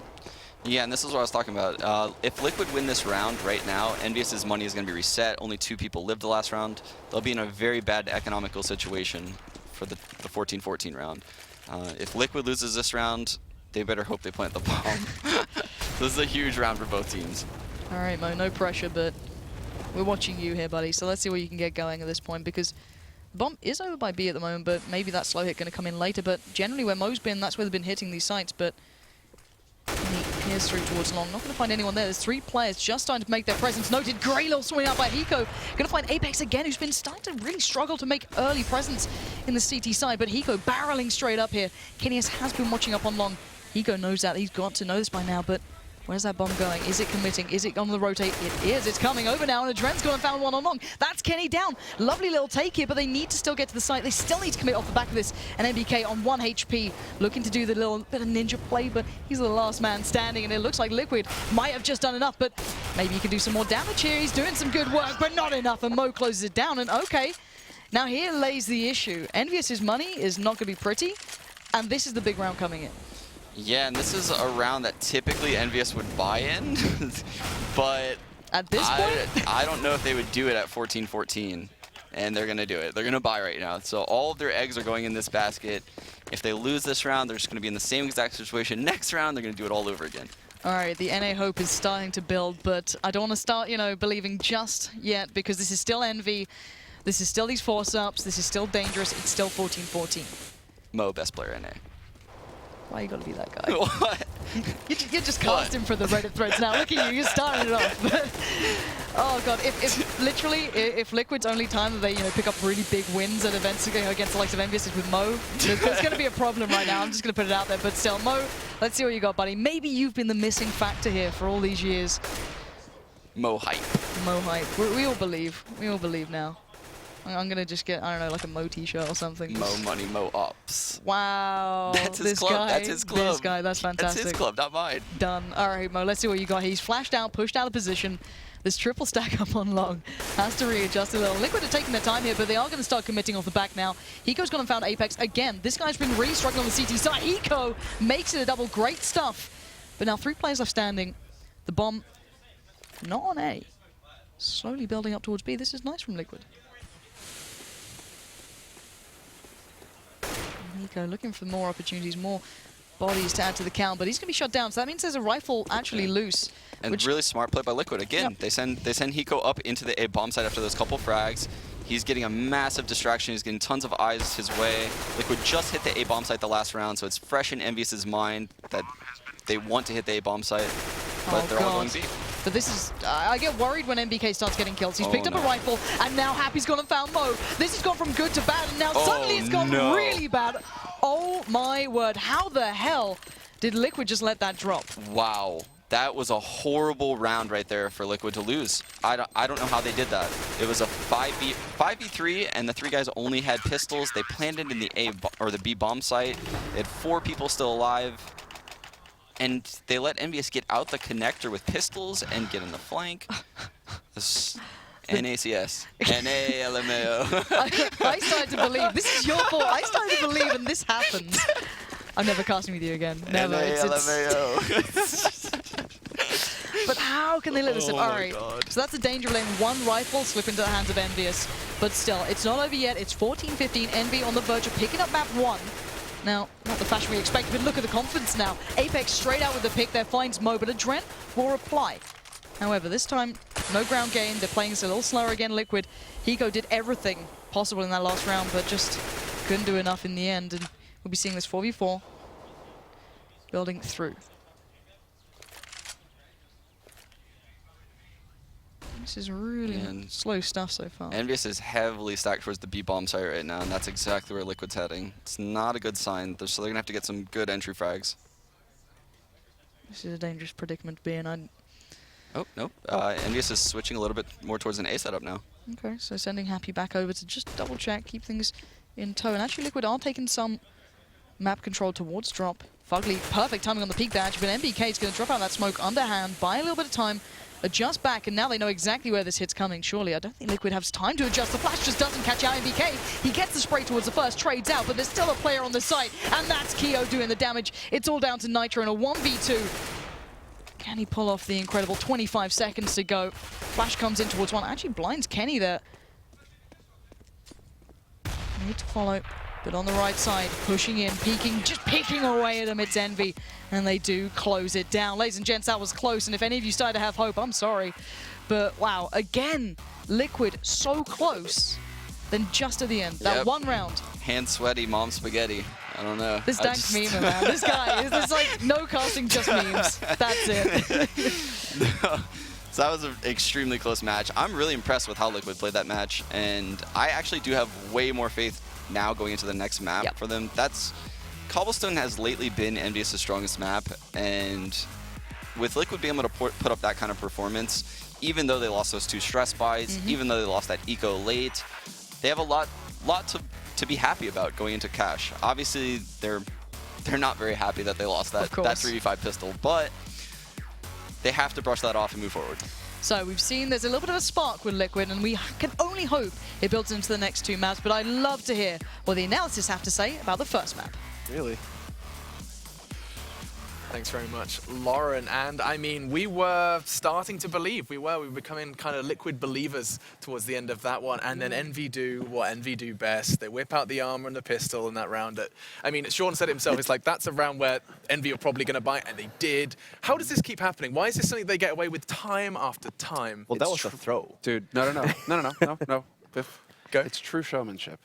Oh, they just like to keep it interesting? Exactly, guys. They don't want it to be predictable. They want to keep us on the edge of their seats, and they're saying, how can we make this as fun as possible for all the viewers out there? You know, we don't. You know, it's early in the morning here in the States. You know, you're sitting there with your cup of coffee. You need something to get the engine going. Winning 4 spies. 16-14. Yeah, right. Yeah. You know, 16-14 first map to start versus a team that they should literally crush to bits under their booted heel. Envy, they were wearing the flip-flops today. They had a lot of trouble, you know, getting the job done. And maybe some espadrilles as well. You know, maybe mixing it up that way. There you go. There you go. I've got you covered. What about you, Blue?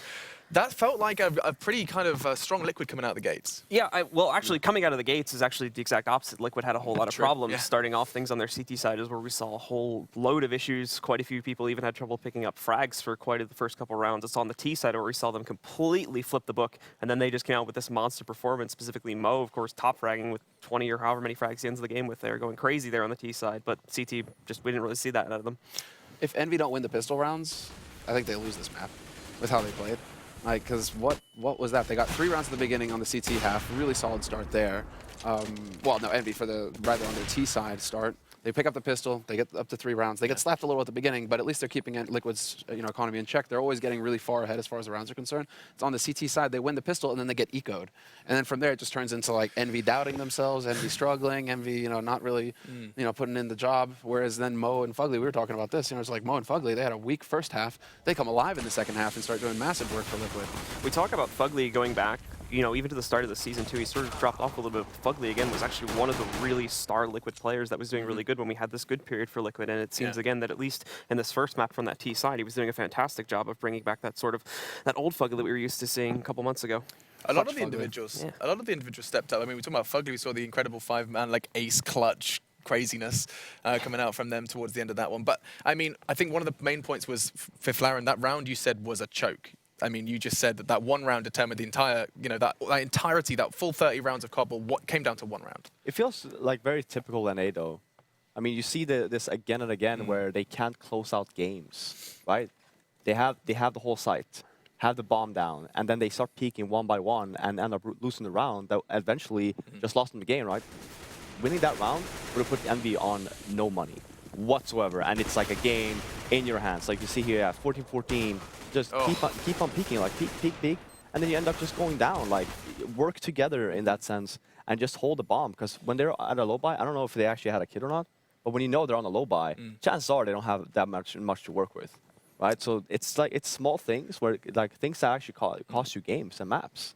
And on top of that, like, I think you tweeted out about the NA people just, it was actually Adren that was like screaming at his teammates that you are the in-game leader, okay? You're not supposed to do that. You are the one, you're the pillar of the team, right? You are the one that's supposed to keep people calm. You're the one that is making sure that comms are correct. You are doing all of that. You can't be the one that's the most upset and most vocal in the team, because what happens is that if you are like that and you're the one that talks the most within the team, then everyone else will be exactly the same, right?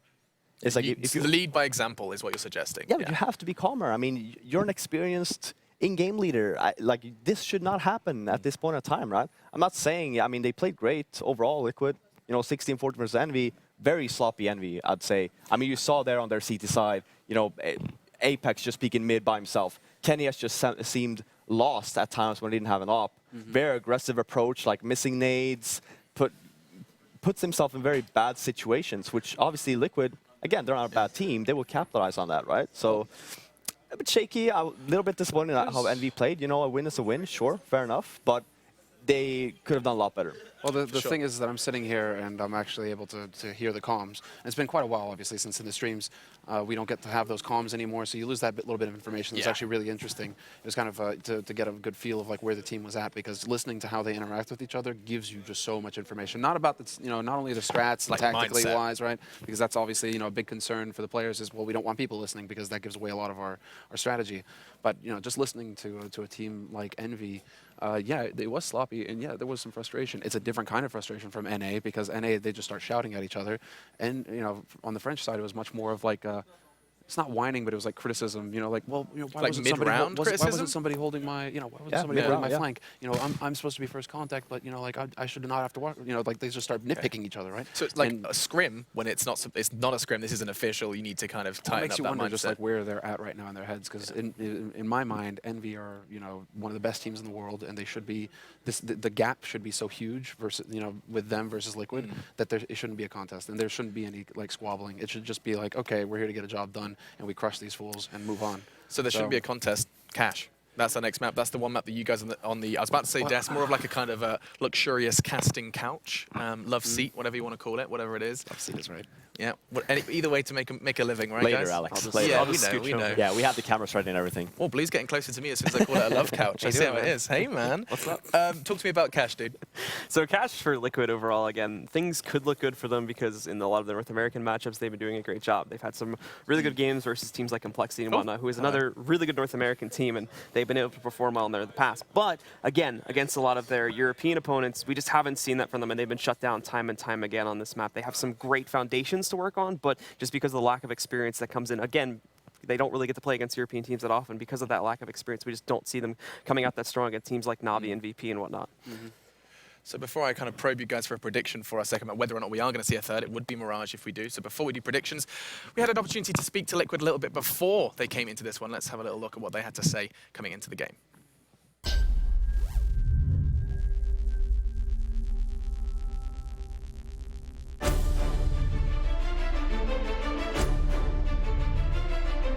The high point of the season was probably getting the #1 seed for the North American side. Throughout the season, we've grown a lot. This is Spencer Hiko's first season with us. We've gradually worked him into the roster more and more as the season's gone on. Our group's pretty tough. We have EnVyUs and Fnatic, probably the best 2 European teams here. And then we have Conquest, a very strong NA team. They actually beat us last time we played at LAN, so we'll have to be firing on all cylinders. Main goal at the finals is to get out of groups. The match is map by map, so we didn't prepare for every single team here. We're just gonna have to go in before the matches, just kind of have a general game plan on how the team likes to take their maps and how we should react. I think it's pretty interesting to see how Luminosity is gonna do. The last event they were at, they placed second, and they had a really good run against the European teams. The rest of us, I guess CLG, us, and Conquest, we definitely have a lot to prove. Yeah, I'm rooting for us to upset and get out of groups.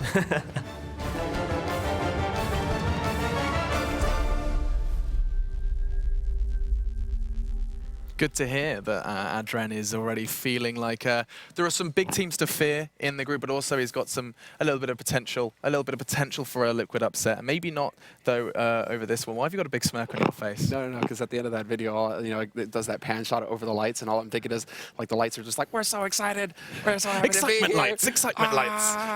But that's kind of how you got to be, right? You like NA, you have to be overexcited because deep down that it's gonna be bad.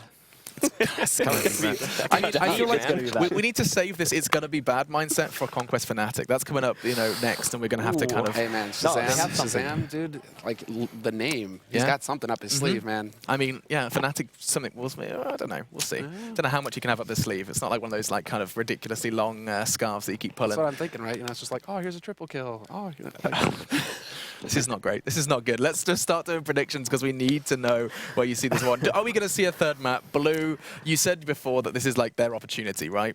It's to some degree it is. I would like to see it go to a third map, but again, I still think EnVy has a lot of good things coming out of them that Liquid are not going to be prepared to deal with on a map like Cash. So I would still have to go with EnVy as my prediction coming into this map.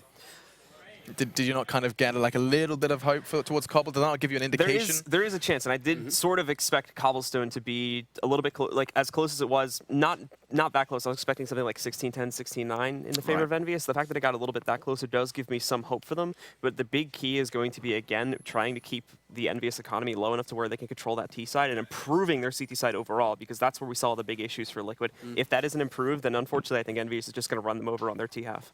Okay. I have to go with Envy being both the winner and the loser, because the only way that Envy lose this is if they lose it, themselves. They're going to lose this match. It's not Liquid that are going to win it. It's going to be Envy throwing it away. I know this sounds really deep. I think you should do I like don't kind of like a actually know story what you tape just for me.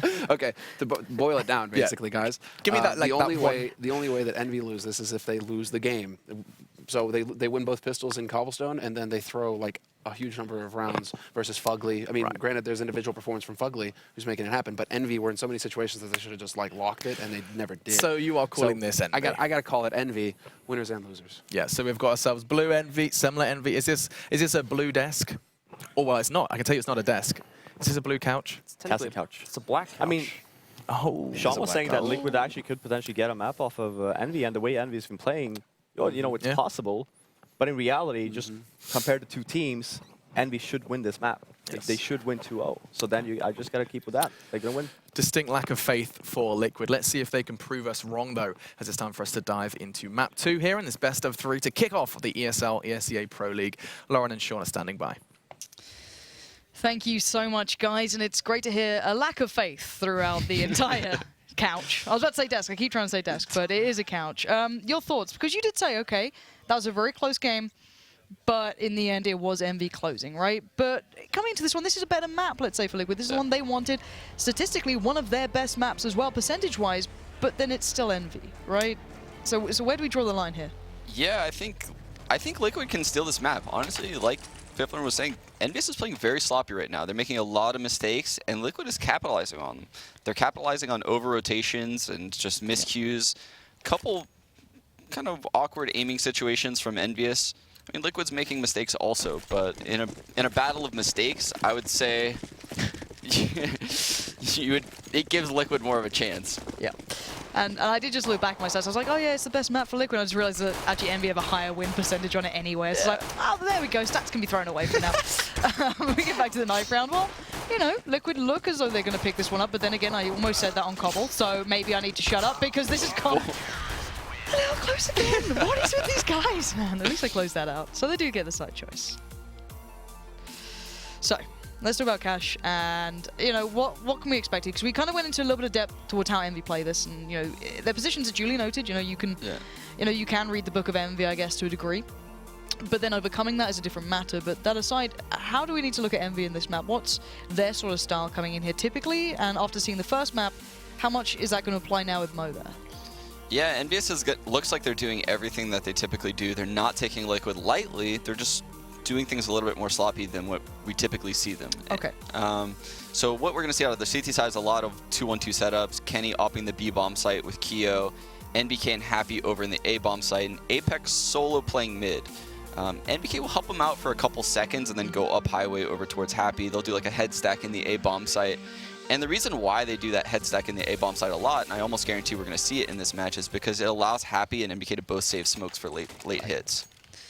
Okay, so it will be actually Liquid hitting up the CT side first, EnVyUs on the T side. Now, you said the thing that people don't always kind of write into, let's say, the predictions or their mindset is how good Envy can be on this T side as well on Cash. Yeah, they have such strong hits on both bomb sites, and it looks like this is going to be a B pistol. And something they do really well when they hit B is they jump across this spot, like the main entrance spot of B.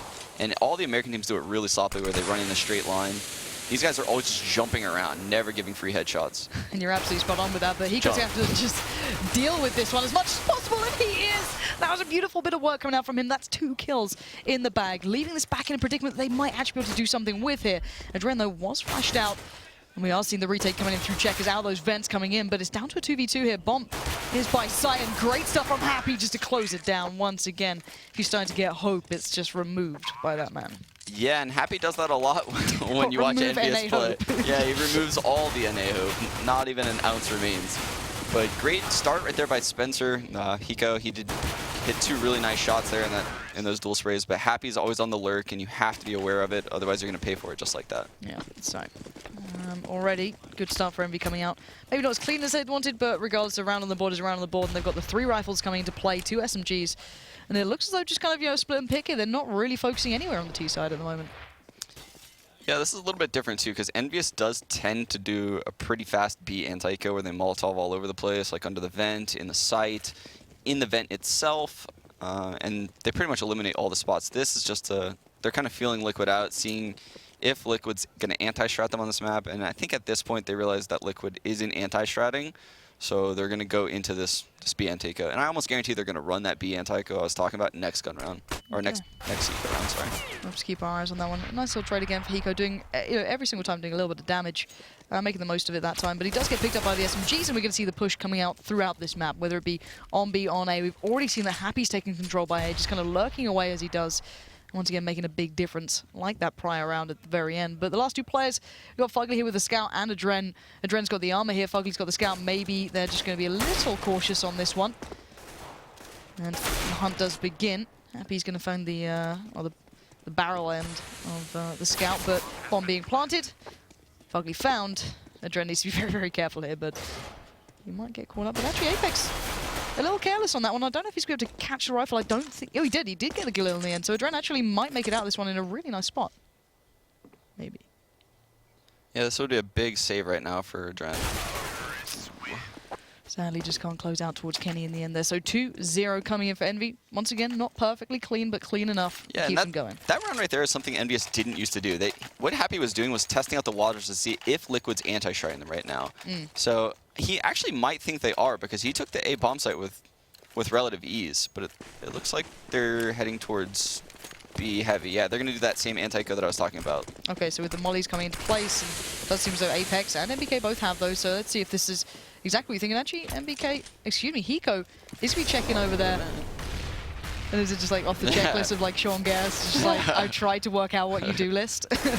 Already you can see that Envy just taking this one over. Nicely done already, just a little bit of the molly played towards that lower side of the vent drop, but Happy's just... This guy is just relentless in taking control. He's like a machine. He's already picked up the first and looking for a little bit more off the back of that. And he's going to find it too. Just showing out any sort of glimmers of hope of maybe getting a rifle away in these rounds. And now it's time to play towards this one. Great stuff from MBK. Lovely little spin on towards Fugly. And Kenny closes down the end. And a perfectly clean round here. Yeah, again, Happy's just looking for information across the map. He doesn't want to send his players instantly into B. Typically, they would honestly speed that up a lot. But I think they're a little bit nervous that Liquid has some kind of idea of what they like to do, and that's why they picked this map. So they slow down the pace a lot. Smart play right there by EnVyUs. Yeah, it's dangerous when they keep that sort of meticulous mindset coming in, and we're going to see the first big gun round coming out for Liquid. This is where they need to make that big impression, maybe start breaking into what Envy are doing, but Hiko already switching something up here. He's been playing out on that B side a lot, but pushing straight up towards mid, playing on the edge of that smoke, and actually, you know, keeping Envy a little humble at this point. Yeah, I would have preferred Liquid to make an aggressive play this round, to be honest. So what Fnatic likes to do versus EnVyUs in a situation like this is they would push Kiyoshima on the B side of the map on their default because he's alone with an AK, and Kenny almost never gravitates over towards the B side with Kyo. So it's almost a free push where you could take that sunroom area where Kyo's hiding right now and get some form of map control on a low buy like this. I'm wondering if Liquid are actually aware of this. Hiko has now kind of retaken his position over by that B side, but MBK has already found a Dren, so it's going to make things a little harder, and it does seem like that B take is going to come out from EnVyUs. 4 players now converging towards his site. Most could be smoked out here. He can't really see the shot, but Hiko just gets picked up by MBK. Another brilliant swing out from that man, picking up 2 this round. Apex feels aggressive, pushes the smoke, takes 1 just by CT. And again, Kenny S once more. Yeah, and that's what I was referring to before the whole best of 3 started, is EnVyUs has such a strong T side of cash. They're able to take mid late like that with MDK holding warehouse. They end up boosting Kenny or Apex, depending on how they feel about it, over up into mid. They have A main control, they have B control, so if you're not making aggressive plays and you're not holding mid, that is exactly what's going to happen. And you know, as we said earlier, or as you were kind of theorizing, there's going to be maybe a couple of deagles and a flash and smoke here. We can kind of have a light discussion, but does it seem to you that Liquid actually are trying to anti-strat or kind of run anything in mind, or is this just maybe Envy being almost overly cautious of this and then just still but playing well overall? Because at the moment, Liquid don't seem that aware of what Envy are bringing. No, yeah, Liquid's definitely not anti-stratting. If they were, they would have pushed an extremity of the map because they would know Happy goes door alone if he even decides to go there, because sometimes he doesn't go there, and Keo goes B alone. They would anti-strat one of those two things. Mo is going to have a face full of information right now, and actually gets a kill off the back of that. KennyS will fall to his hand. Mo did have a lineup on the other, but Nitro's gone unfound. Happy, this is much better work. Finally get some real damage done, but they can't recover any of these rifles, as Mo does try to get one to hand. As Keo said no, and now it just leaves Nitro alive. One rifle collected. Nitro might just try and back away with this one at this point and try and live to fight another day, but there's going to be a lot of time for these guys to hunt if they want it as well, because they're taking the time on that plant.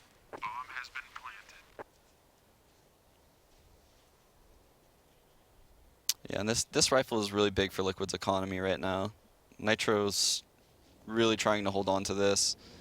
Another kill would be really nice as far as the possibility of breaking EnVyUs' economy late in this half, but they need to focus on themselves, so it's important that he saves this.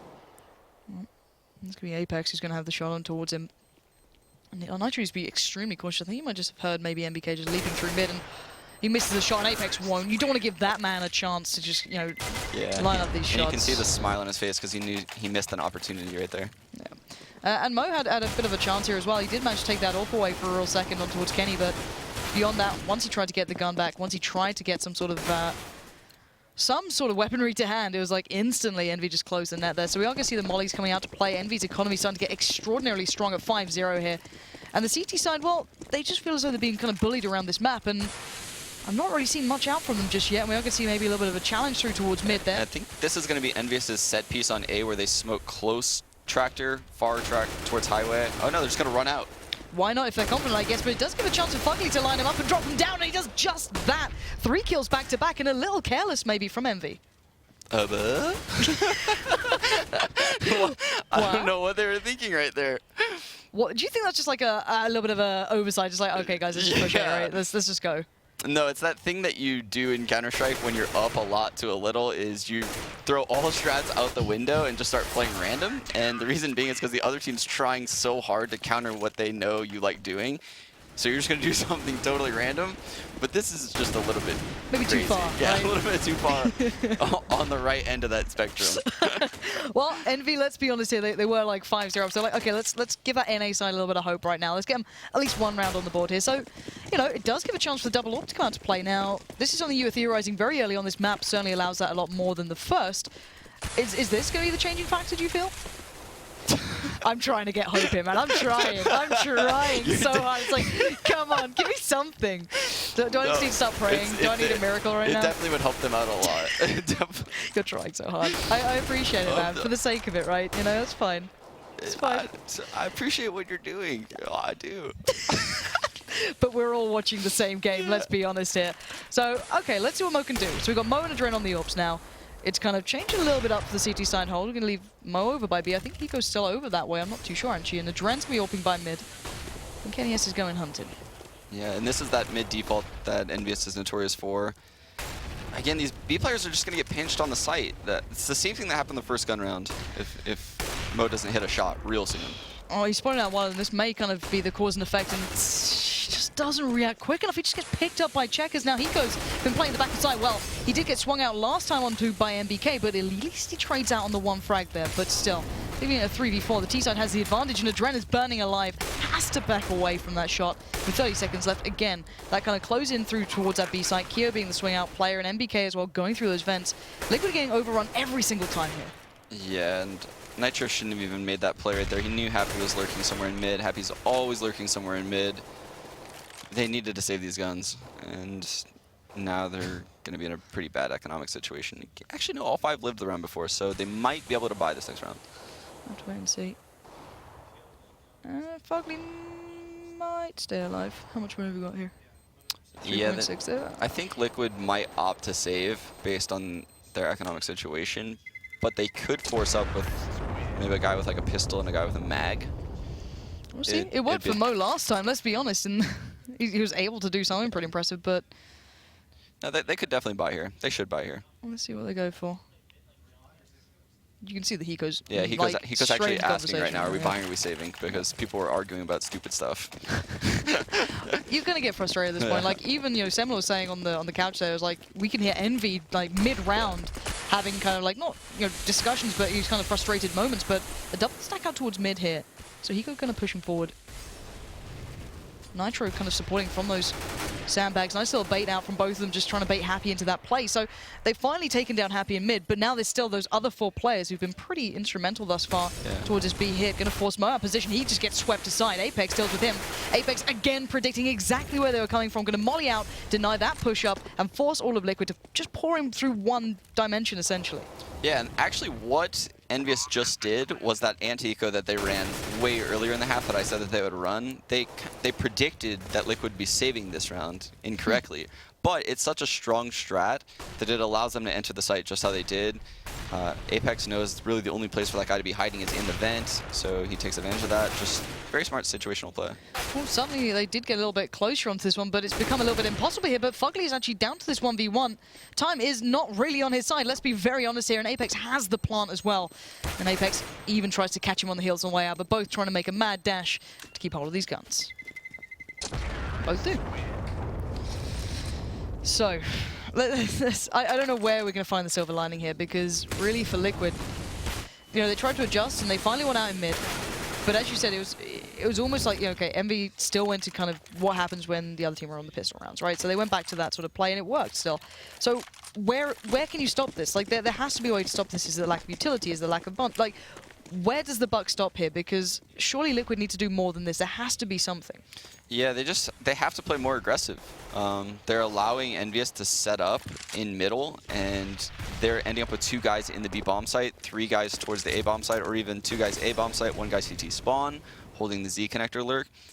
And it's just putting the B players on an island, and the rotation gets smoked off. So they need to be more aggressive, stop Kiyoshima from taking that control like I was talking about at B, or taking door control, so that way you can leave maybe 1 guy at A instead of 2. So, kind of embracing the Puggy style, or a little bit more aggression, that kind of confidence you can get in that sort of mixed team that we're just not seeing. And this was meant to be the map that they could be dominant on, and that was an absolute whitewash. So, the problem is you looked at Cobble and it was like, okay, this is great. This is them looking really, really good right now. But, suddenly that's just kind of dispersed, and they're left in the predicament that most people predicted coming into this game, that it probably will be a 2-0, and this one is looking pretty dire for them. Yeah. The other thing you could do is you could try to save all your grenades. Save your smoke grenades in the B-bomb site, and whenever you feel that B-bomb site hit coming, you could smoke off both the entrances. But saving your smokes against a team like EnVyUs is easier said than done, because they have a fast gear also that they could instantly turn on at any given time, and it terrifies you. You're always on edge. It's hard to predict a player, when they are so kind of, hit and miss. They can just go up that gear whenever they feel like it, but you can see once again that double stack out in mid. This time, though, Happy's not even challenging that one. We've already got him playing through by that squeaky door, but Apex coming around the back as well. Maybe a little bit of a set play towards A's about to come through, but they are also predicting that stack out, and that nade is going to catch on towards Nitro. And I actually feel for Liquid here. It looks like everything they try, these guys are just so aware, and Envy on the swing here, playing over by A, switching up to B, but look at Nitro. He's in the perfect spot here. He's going to get the drop on towards 1. He gets the tag towards the second, goes back in, but Apex denies it. But Mo's got to know what's coming his way now. Yeah, the Tron's all on Mo right now with this swag set. Let's see what you got, Mo. You made a big difference before on Cobble. You've got to find that form here, and he doesn't. Can he? Yes, just mows him down with a Tech 9, and it's Hiko again, alone. And another round on the board for Envy. Yeah, and this is that deadly EnVyUs T side that I was talking about. At this point, the economic situation right now for Liquid is in such a bad situation that they could really only hope for 4 rounds this half. It's going to be a struggle. And NBK looks like he hasn't even had his morning coffee yet. He's just having a little chill out, nice little yawn there. It's like, 9-1 up. It's good, guys. It's good. But yeah, this is them just looking confident now. Use a little pop flash out towards mid. Happy just taking that fight. Why not? Maybe trying to catch out the 2 players if they did opt to push up again. But this is the strategy you keep referencing. How they like to clear out. Now that's a difference. Nitro actually going to get the first. They're going to push out into the molly, but it just gives Apex the easiest shot of his life. And now 4v4. Let's see if Liquid have finally worked out how to stop this one. Yeah, he probably felt like he didn't have much of a chance, and that's why I laughed, because a lot of people in Twitch chat probably don't understand why he would have made that play, but I'm sure HE nades were about to rain in on him, and he felt it. So he Make felt the like most of what he can do, yeah, right? he had to just die in the fire and hope for one more kill. Yeah, if he swung out and picked up one and then traded out on, a 2-to-1, that's not too bad. But MBK's move here was being slightly predicted. I don't know if that's a counter boost into those vents, but certainly both behind him right now. And Hiko's going to have the shot here if he swings out towards the left. It's a commitment and it's dangerous. And MBK's looking. I don't know if he's heard a step, if he's got an idea, but he's predicting this so well. This is going to get dangerous. The spray down comes in and MBK wins it. He's got to know there's another player there at B, because the boost came out real quick. So Adren's on that rotate. He knows MBK is out of there. Yeah, and he can really plant anywhere. He has so he's much. taking the fight? Oh, he only had bullet. like one bullet. MBK, that is almost, that is cocky. Swinging out on the one bullet, I don't know if that's a mistake or just being sheerly arrogant. But And hell, if it works out. Anders is giddy when he sees that plant right there. He loves fancy plants. He does. Anders is a man that enjoys his fancy plants. Maybe MBK just giving him a little show, like, all right, we're no one up. I might as well make my boy Anders happy, but still, here we go. MBK, 1v1 against Adren. And this would be a 3K for MBK if he does this, and I think he's got a very good shot at it right now, and he does. He lines it up well, and he just closes down the round. And again, the man who looks so calm and collected at the start, just pulling these rounds off so perfectly. Yeah, it's really unfortunate that he caught Spencer in the vent right there in that 1v1. Liquid did a really good job reading the hit. They recognized that it was that B hit that EnVyUs likes doing. Stacked over there, got all the kills they needed, just fell apart in the 1v2. So, we are back into, once again, I guess the throes of the best that they can achieve at this point, and already it's tumbled down rather parlously. MBK's gone and found Mo in the first couple of seconds.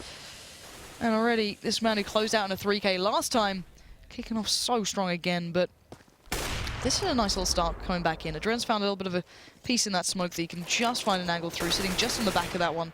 So it's now a 4v4. Well, it was until then. Kyo's gone and found one, and now he's got backup, and it's just going so badly wrong. They're trying to take these fights, and they're just losing out. Yeah, and they tried to do a little bit of what I was referencing, but they smoked off that left side, which allowed Kyo had to have time to get into the sunroom. You need to take that fight to the B player before he even has a chance to cross, because once he crosses, those fights are highly advantageous to him with an AK. And it's not going any better. Happy's playing his role so perfectly at this point, denying even a rifle. Fugly, nice reply coming out. Some great shots by Ben. He's not, the thing is, people question this guy with the op on occasion and say, you know what, prefer him in game leading, prefer him with a rifle, but he's certainly showing he does have capability here. It's just sadly not in the best of times. And expected where Happy was, but in the end, got closed down on the side. So this is looking like the scoreline that I kind of expected on Cobble. Yeah, this is definitely a little bit more what I expected on Cobble than Cash. I knew Liquid would struggle on CT side. T side, they had a chance. I didn't envision it being this hard for them, though. It's a little bit heartbreaking here to watch, if I'm completely honest. Like, let's look at that scoreboard. Mo has 1 kill thus far in going into round 13, so a bit of a disparity to that last map as well, because he was playing really well for them at that point, but he's just not had these opportunities. He's not been hitting the shots he needs to, and let's be honest, he's barely been able to get an AWP into his hands, but this is just, playing DM right now for Envy. They're just flying around the map, just trying to pick up these kills. Finally, Mo does at least get a rifle, but by this point, it's a 4v3. A boost has come in, so Fugly's going to get the drop on at least Apex by this point. But they're opening up everywhere else on the map, so they don't even need to commit to A, but he's going to make the most of it. Gets down one, but can't find the second. Kenny's there. And it's Nitro left in a 1v3. Yeah, I think he overcommitted a little bit on that first guy. Maybe he would have let the small fish go to catch the big fish later kind of thing. Yeah. This is a bit of a brutal game. 12-1, Liquid. The worst thing is you've got to be getting your hopes up after that first map, right? Yeah. Even in your mind as Liquid, you've been going, okay, guys, you know what? We didn't pick up the win, sure, but it was still a close game. We were playing well, considering we have a stand in here. And then you go, okay, we're going into our map now. And then it just spirals so badly. And Kyo's going to be going for just watching that push out, see if they do try and fight him on that front a little faster. So already starting to kind of predict the counter to what he's been playing like this entire game, and he can switch back from that up. I think he's got a rifle with him as well, so just investing heftily into this. But boost comes in, Fugly's in spot, but I think they're going to notice that pretty quickly. Yeah, and again, EnVyUs spreading out on their default. Well, that's a great flash actually. We'll come back to that in 1 second, as finally they take a bit of aggression, take a bit of map control. It actually works out. And that's what I was literally just about to kind of give Liquid a little bit of crap for not pushing the areas of the map, and they blow it up. There it is. Finally, a little bit of a muscle just being flexed out by Liquid on this one, showing that they can have some presence here. Keo going to be switching back, just peeking in towards those B halls, and no one's really there just yet, so he was able to drop out that rifle at the start as well. So much money on the Envy side by this point, it really doesn't matter to them. They can happily keep going throughout this game, but 2v4, this should be one for Liquid, but it does get a little dangerous, and MBK's the one just kind of peering over boost, just looking to see if he can catch out Mo peeking, or see if anyone's there. And that, there's going to be him over. Smoke comes in, Molly to follow.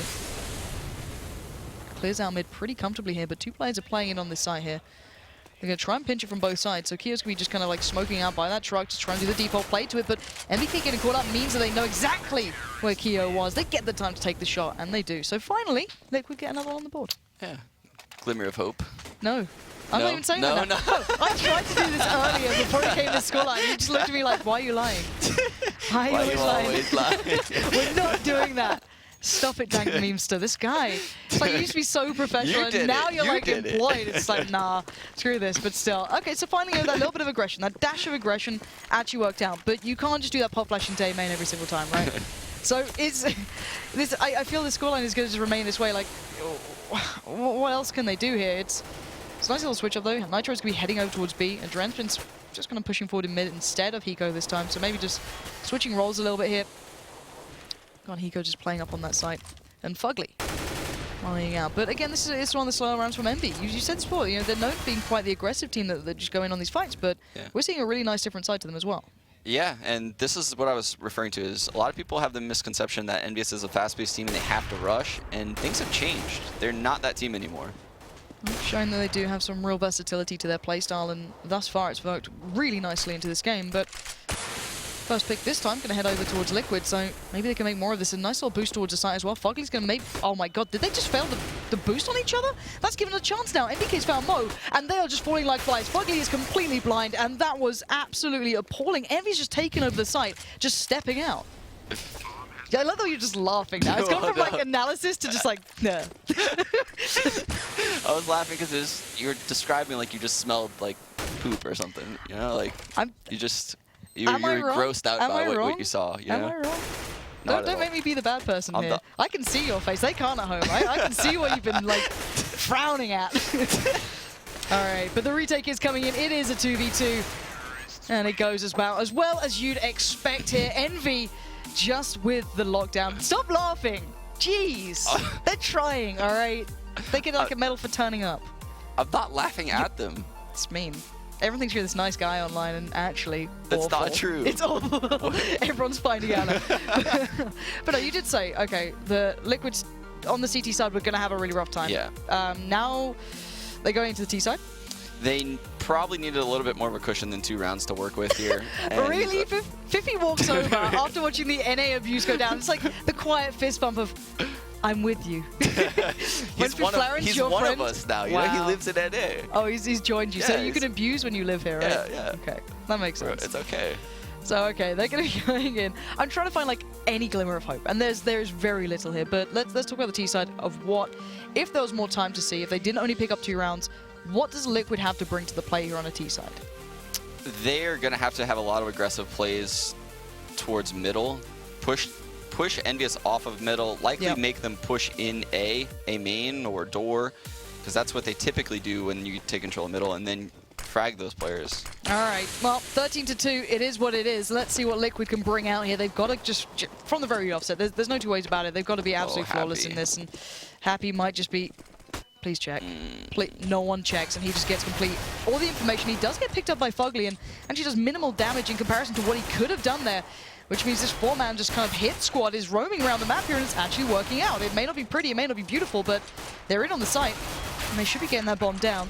It is a 2v3, Envy being picked up 1 by 1, and actually, you know what? Liquid have got another round on the board. Finally, Hiko closes down, and just a very simple, very aggressive take towards A. Yeah, mid, excuse me. It's what us NA players like to call the Highway Express. I'm not even joking. Is that literally what it's called? That is literally what it's called, the Highway Express. You boost up mid and you rush highway. And would you call this maybe a Puggy play that we're expected to see here? If it's the Highway Express, do you think we've finally seen the Puggy style coming out from the T side? Hopefully, I think that's what it will end. It alludes to a little bit more Puggy play this half. All right, so 3 SMGs, 2 rifles. And Liquid kind of taking the time here, and we've got the 4-man stack out towards B from EnVyUs. That's about it. Well, I'm hoping Liquid have, you know, the caution in mind, not just to swing through towards that B side, because that would be rather disastrous. But EnVy have relatively invested into this one. We've got a couple of, well, AD Eagle on this, CZ with Happy, Nade with Apex still. And it worries me. Oh, God. No. No. Oh, no. Like, to be fair, I can hear the calls, and I literally said, let me go in first. Yeah, so hopefully they check, because this could get and real hopefully bad. they boost the bomb in the vent and just rush Run to A as fast the as possible. hell away. Oh my god, no. this is going to go so badly if they don't check these sites. Kio's found one. Hiko's, you know, keeping control on this, and there we go. They're keeping this in check. Mo just got caught out. It's Happy doing the work. Has he got time on the reload? Yes, he's back with a clip, but he can't do any more. But MBK on the rotate comes around and is down to a 1v1 here. This has been a terrifying round, and it could get a lot worse. MBK knows that he's not gone for the plant yet. One shot will end this one, and MBK, he's looking for it. Then gets the bomb down. He's only got the Mac 10 to his name. And MBK is looking for an angle, and he gets it! That is a disaster for Liquid. Again, you can see it on their faces, like they walked into that site, and I think he was happy he was still at the back of the site with the CZ here, and he just stayed alive. Mo tried to get the bomb down here, and he was just like, what the hell? Suddenly Happy swings out. I didn't even see how Mo just tried to I think I'll just plant now. No, you're not going to plant, Mo.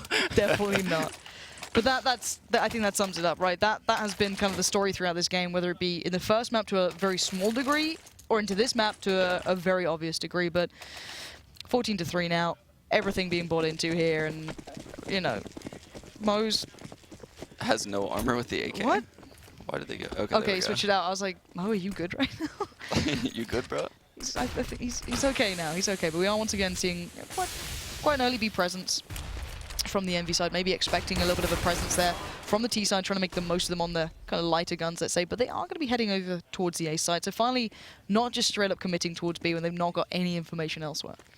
Yeah, but the thing about that last round is that actually I heard Adren, and I think we both heard Adren say, let me go in first. Yeah. They all just ran in. Pile in.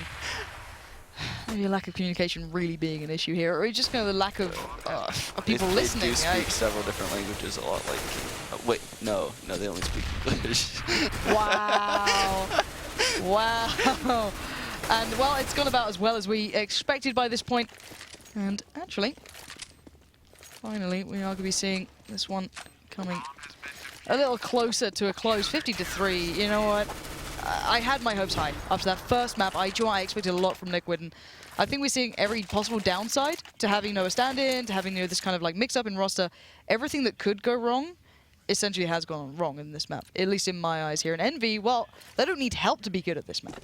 Yeah, EnVyUs is just a lot better on Cash. That's what I gathered from this, is Cobblestone is a very open map, allows for you to analyze rotations, maybe make some mid-game calls, get picks and get 1v1s in various areas, whereas Cash is not that kind of map. Cash is a pretty close-ranged map. You have to do things as a team. You have to force rotations as a team. Everyone has to be on the same page in order for you to be good on this map. And that's why I think Fifth Learning was saying this is a bad pick by them and they should have picked Dust 2. They would have standed a much better chance on Dust 2, like you said. Yep, I think we're seeing the proof in the pudding of that one. You know, maybe to normal standards, we could have seen Liquid doing a lot more here, but as said, with all the kind of prevalent problems, it has certainly shown itself. But Mo this time will at least get on towards MBK and find the rather important first kill. He has absolutely no arm to work with, and Apex just fancies his chances. Kio's gone and got the P90 out to play with Fugly and brought it back to this 4v4, but he can't really escape right now. He makes a little bit of dash and actually does make it out completely unscathed. So now 4v4, this T side working with whatever they can scrape together. Have 38 seconds to maybe save a little bit of pride here, a little bit of dignity, because 3 rounds is not what you want to be kind of thinking about in those final throws. It looks like they're going to be heading back towards A. Got Adren still over by B, keeping the attention really close there. 3 players actually from EnVy are committed over towards this site, but there's one man, and it's Apex. He's playing all right. You can hear them walking. He's definitely heard Hiko there. Nitro's out of the side. He's going to take that shot. Bomb goes down 1 by 1. They're pushing in, and 1 by 1. Apex was about to have his way with him, switched up to Tech 9 Hiko. A little quicker on the trigger, but time is of the essence. I don't know if they've got enough time for the plant here. Adren tried to save the day, but the bomb goes down the final seconds, and it's all on Mo. 1v1. He picked up Kenny S. Can he find Keo?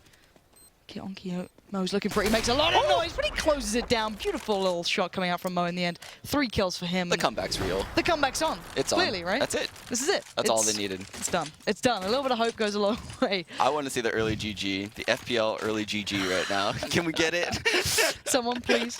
Well, you know, it could be, 5 to 15 by this point if we actually look at it now. We've got, pistols coming out, but it's so hard to say this when it's EnVyUs, who are still so good on these rounds. Yeah. But still, this should be a couple more rounds, maybe, being logical here, possibly for Liquid. They can hopefully, even if they lose the game, just not have that disastrous scoreline against them at this point and maybe build up something later on. But for now, there is a 4-man stack on this A site. Yeah, and this is Happy playing into what Liquid is scared of. They're scared of running into another B site stack, which is what they ran into the last time, so this time he opts to stack A, which is a pretty smart call because I know as a caller, if we're going to run into a stack like that on B, you're going to be fearful of that the next time, and either you're going to do a better job prodding or you're just not going to go there at all. And Liquid's not going to go there at all. They need to get this information, though. They can't just commit to this one. If they do, they are actually in trouble now. MBK's going to back away. Happy's all on his own by B. But the push is coming out, and they're not taking these players down, and now Kenny S has gone and found the first. Kenny S finds the second, and this has gone from bad to worse. If this goes to pieces, Liquid will be kicking themselves, but Mo and Fugly keeping hope alive. But they're still happy.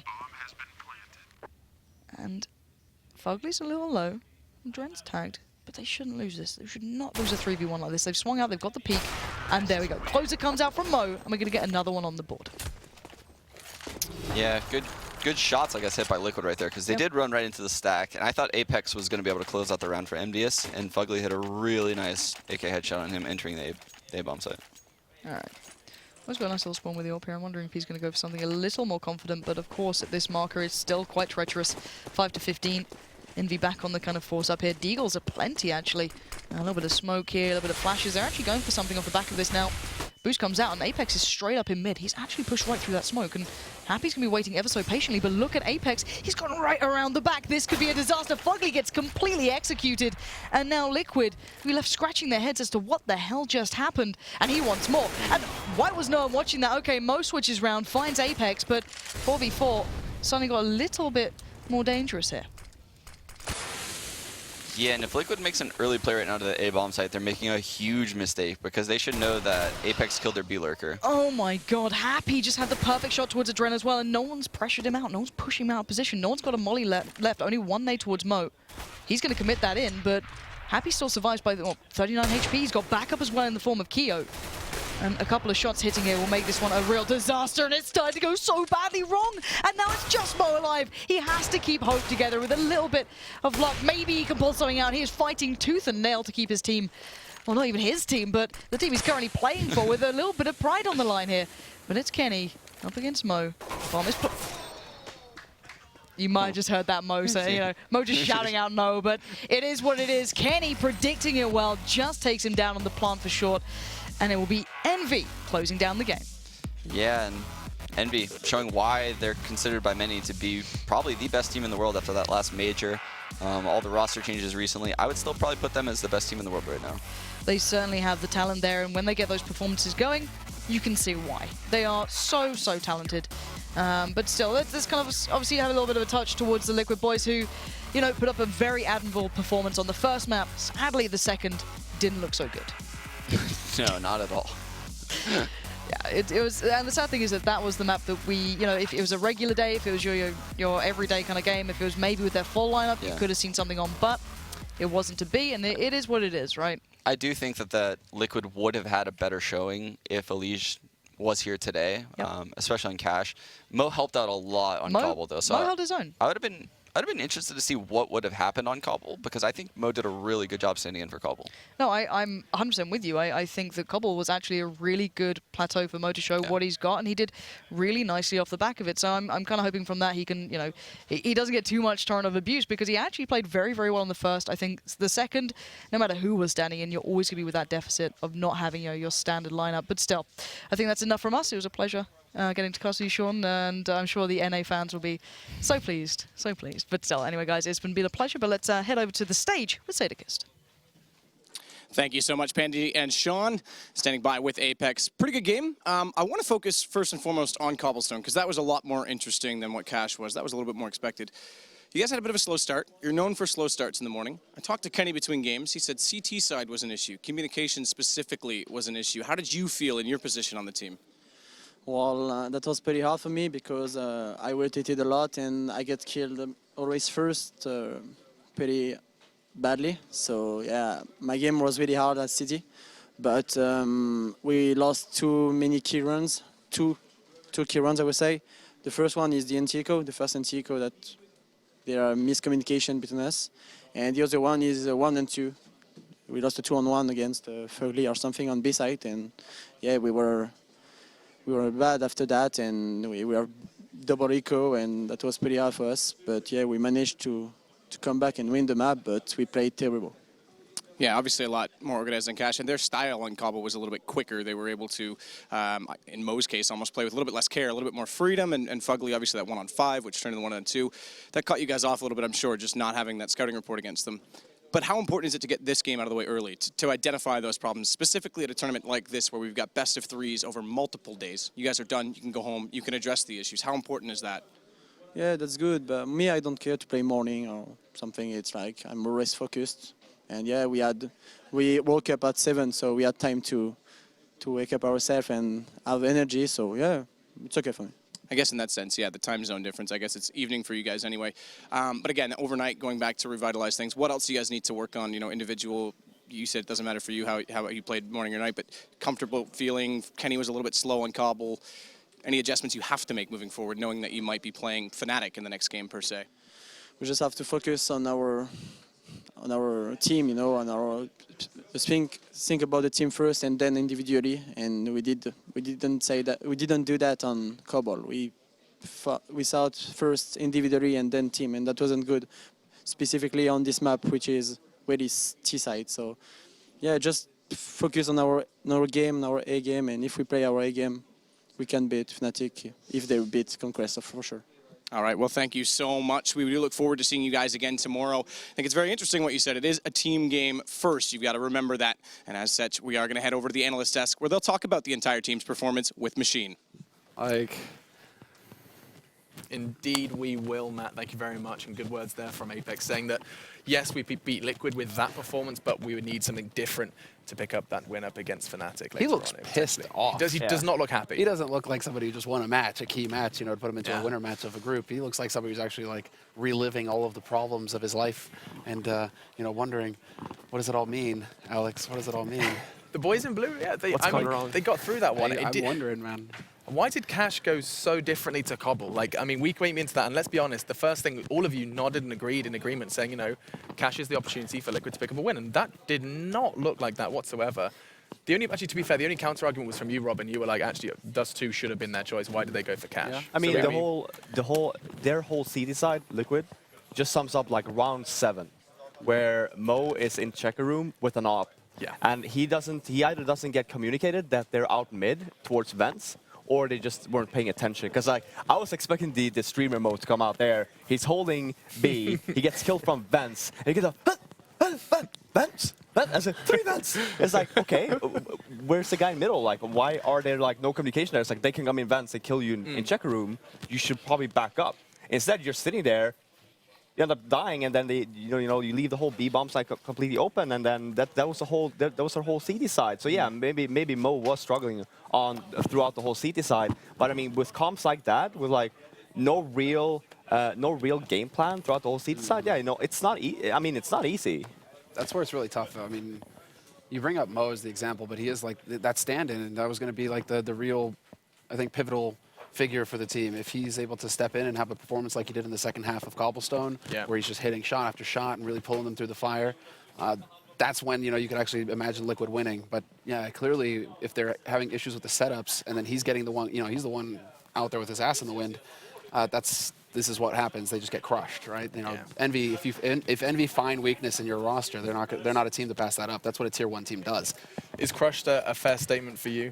Yeah, I think so. I mean, overall, when we look at this in terms of, to go back to the original question, to see what Liquid were thinking when they actually picked this map, I think it makes sense to a certain degree that Liquid wanted to try and pick a map that maybe EnVyUs have been looking a little bit weaker on right now, and they're correct to assume that EnVyUs have not been as strong on this map, but you go back a couple months and EnVyUs used to absolutely crush on this map time and time again, and this was, again, going back to that old EnVyUs, just absolutely crushing it. There was no getting through them, unfortunately, in that map, and Liquid never stood a chance, it seemed.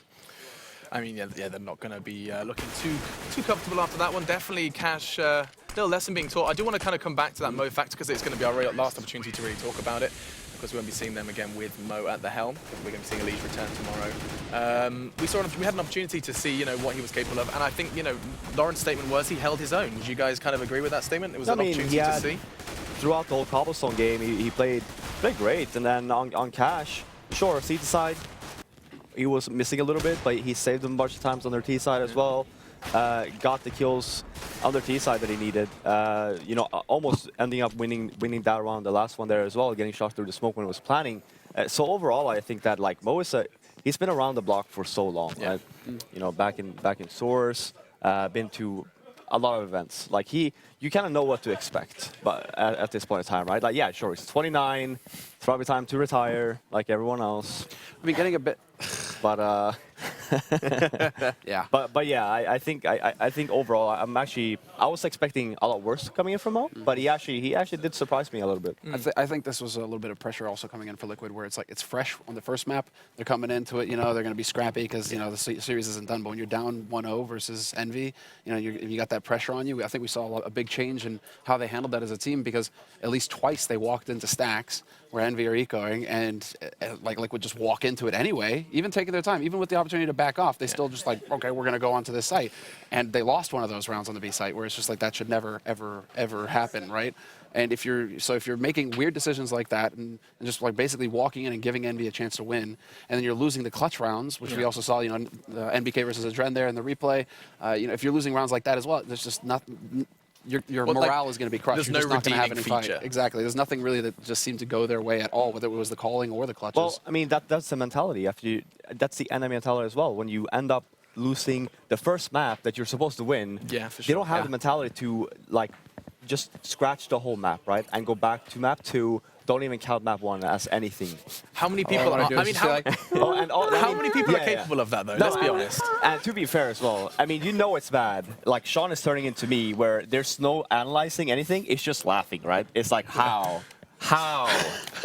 Right? Silver noobs. I mean, at one point when Envy just threw their bodies onto A, I mean, that was just Sean's argument was, they're doing well, so they're going to just go for something random and try and throw them off. But I mean, we do see these rounds coming time and time again from Envy, where it looks like they just turn the strats off for a round and see what happens. And I mean, more often than not, what do you mean? That's Envy strats? That's Envy strats. That is Envy strats. Fnatic, Envy, Nib, those are the teams where a lot of it is based around individual, either the comms and being able to communicate clearly what they see, because all the players individually are very intelligent, very smart players, right?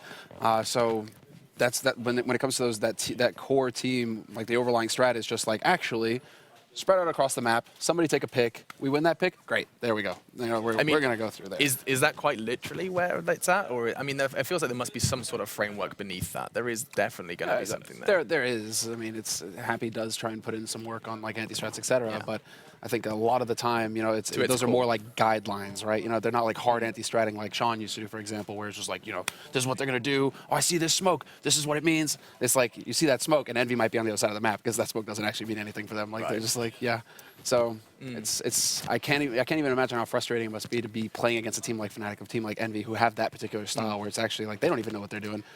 So is there an example of that you can find on North America, would you say, John? Is there a team that kind of replicates that same kind of play style? Maybe the Brazilians? But I mean, they're incredibly strategic. I would say to a certain the Brazilians degree. are more like Navi, Yeah, to a certain degree, more the Brazilians. They play in more of that different style where they work together as a team. And I think a lot of the other North American teams try to play to that style as well. But oftentimes they just have to sink back. A lot of the lower tier North American teams just sink back to that sort of just play with whatever works and try to adapt as the game goes on. They've encountered some problems, that's for sure, for Liquid. I mean, they've now fallen to the lower bracket. Yeah. We are going to be seeing more of them, and we're going to be seeing more of all these teams. I mean, Conquest versus Fnatic is going to be our next one, and it's going to be, I mean, it was stated as a surprise to see Conquest in that top 4. Cloud9, of course, having what was an insane losing streak, and I'll let you just set the scene for the the reason we're seeing both Conquest and CLG there. What happened to Cloud9? Because towards the end of the season, they just disappeared, fell off the face of the I planet. think it was 7 or 8 straight, possibly even 9 around that area that they lost in a row. And just again, they were Crazy. looking perfectly fine to end up in the top 4, but everything at the end of the regulation season just went completely wrong for them, and they just dropped off the map, unfortunately. Okay, well, as I'm losing various pieces of technology, you've set the scene quite nicely for Conquest vs Fnatic. It's going to potentially be a bit of an uphill struggle for the North American team. We're going to see what Fnatic can do, of course, with Dennis within their roster. They've already started to look good. We'll find out after the break how good they can look.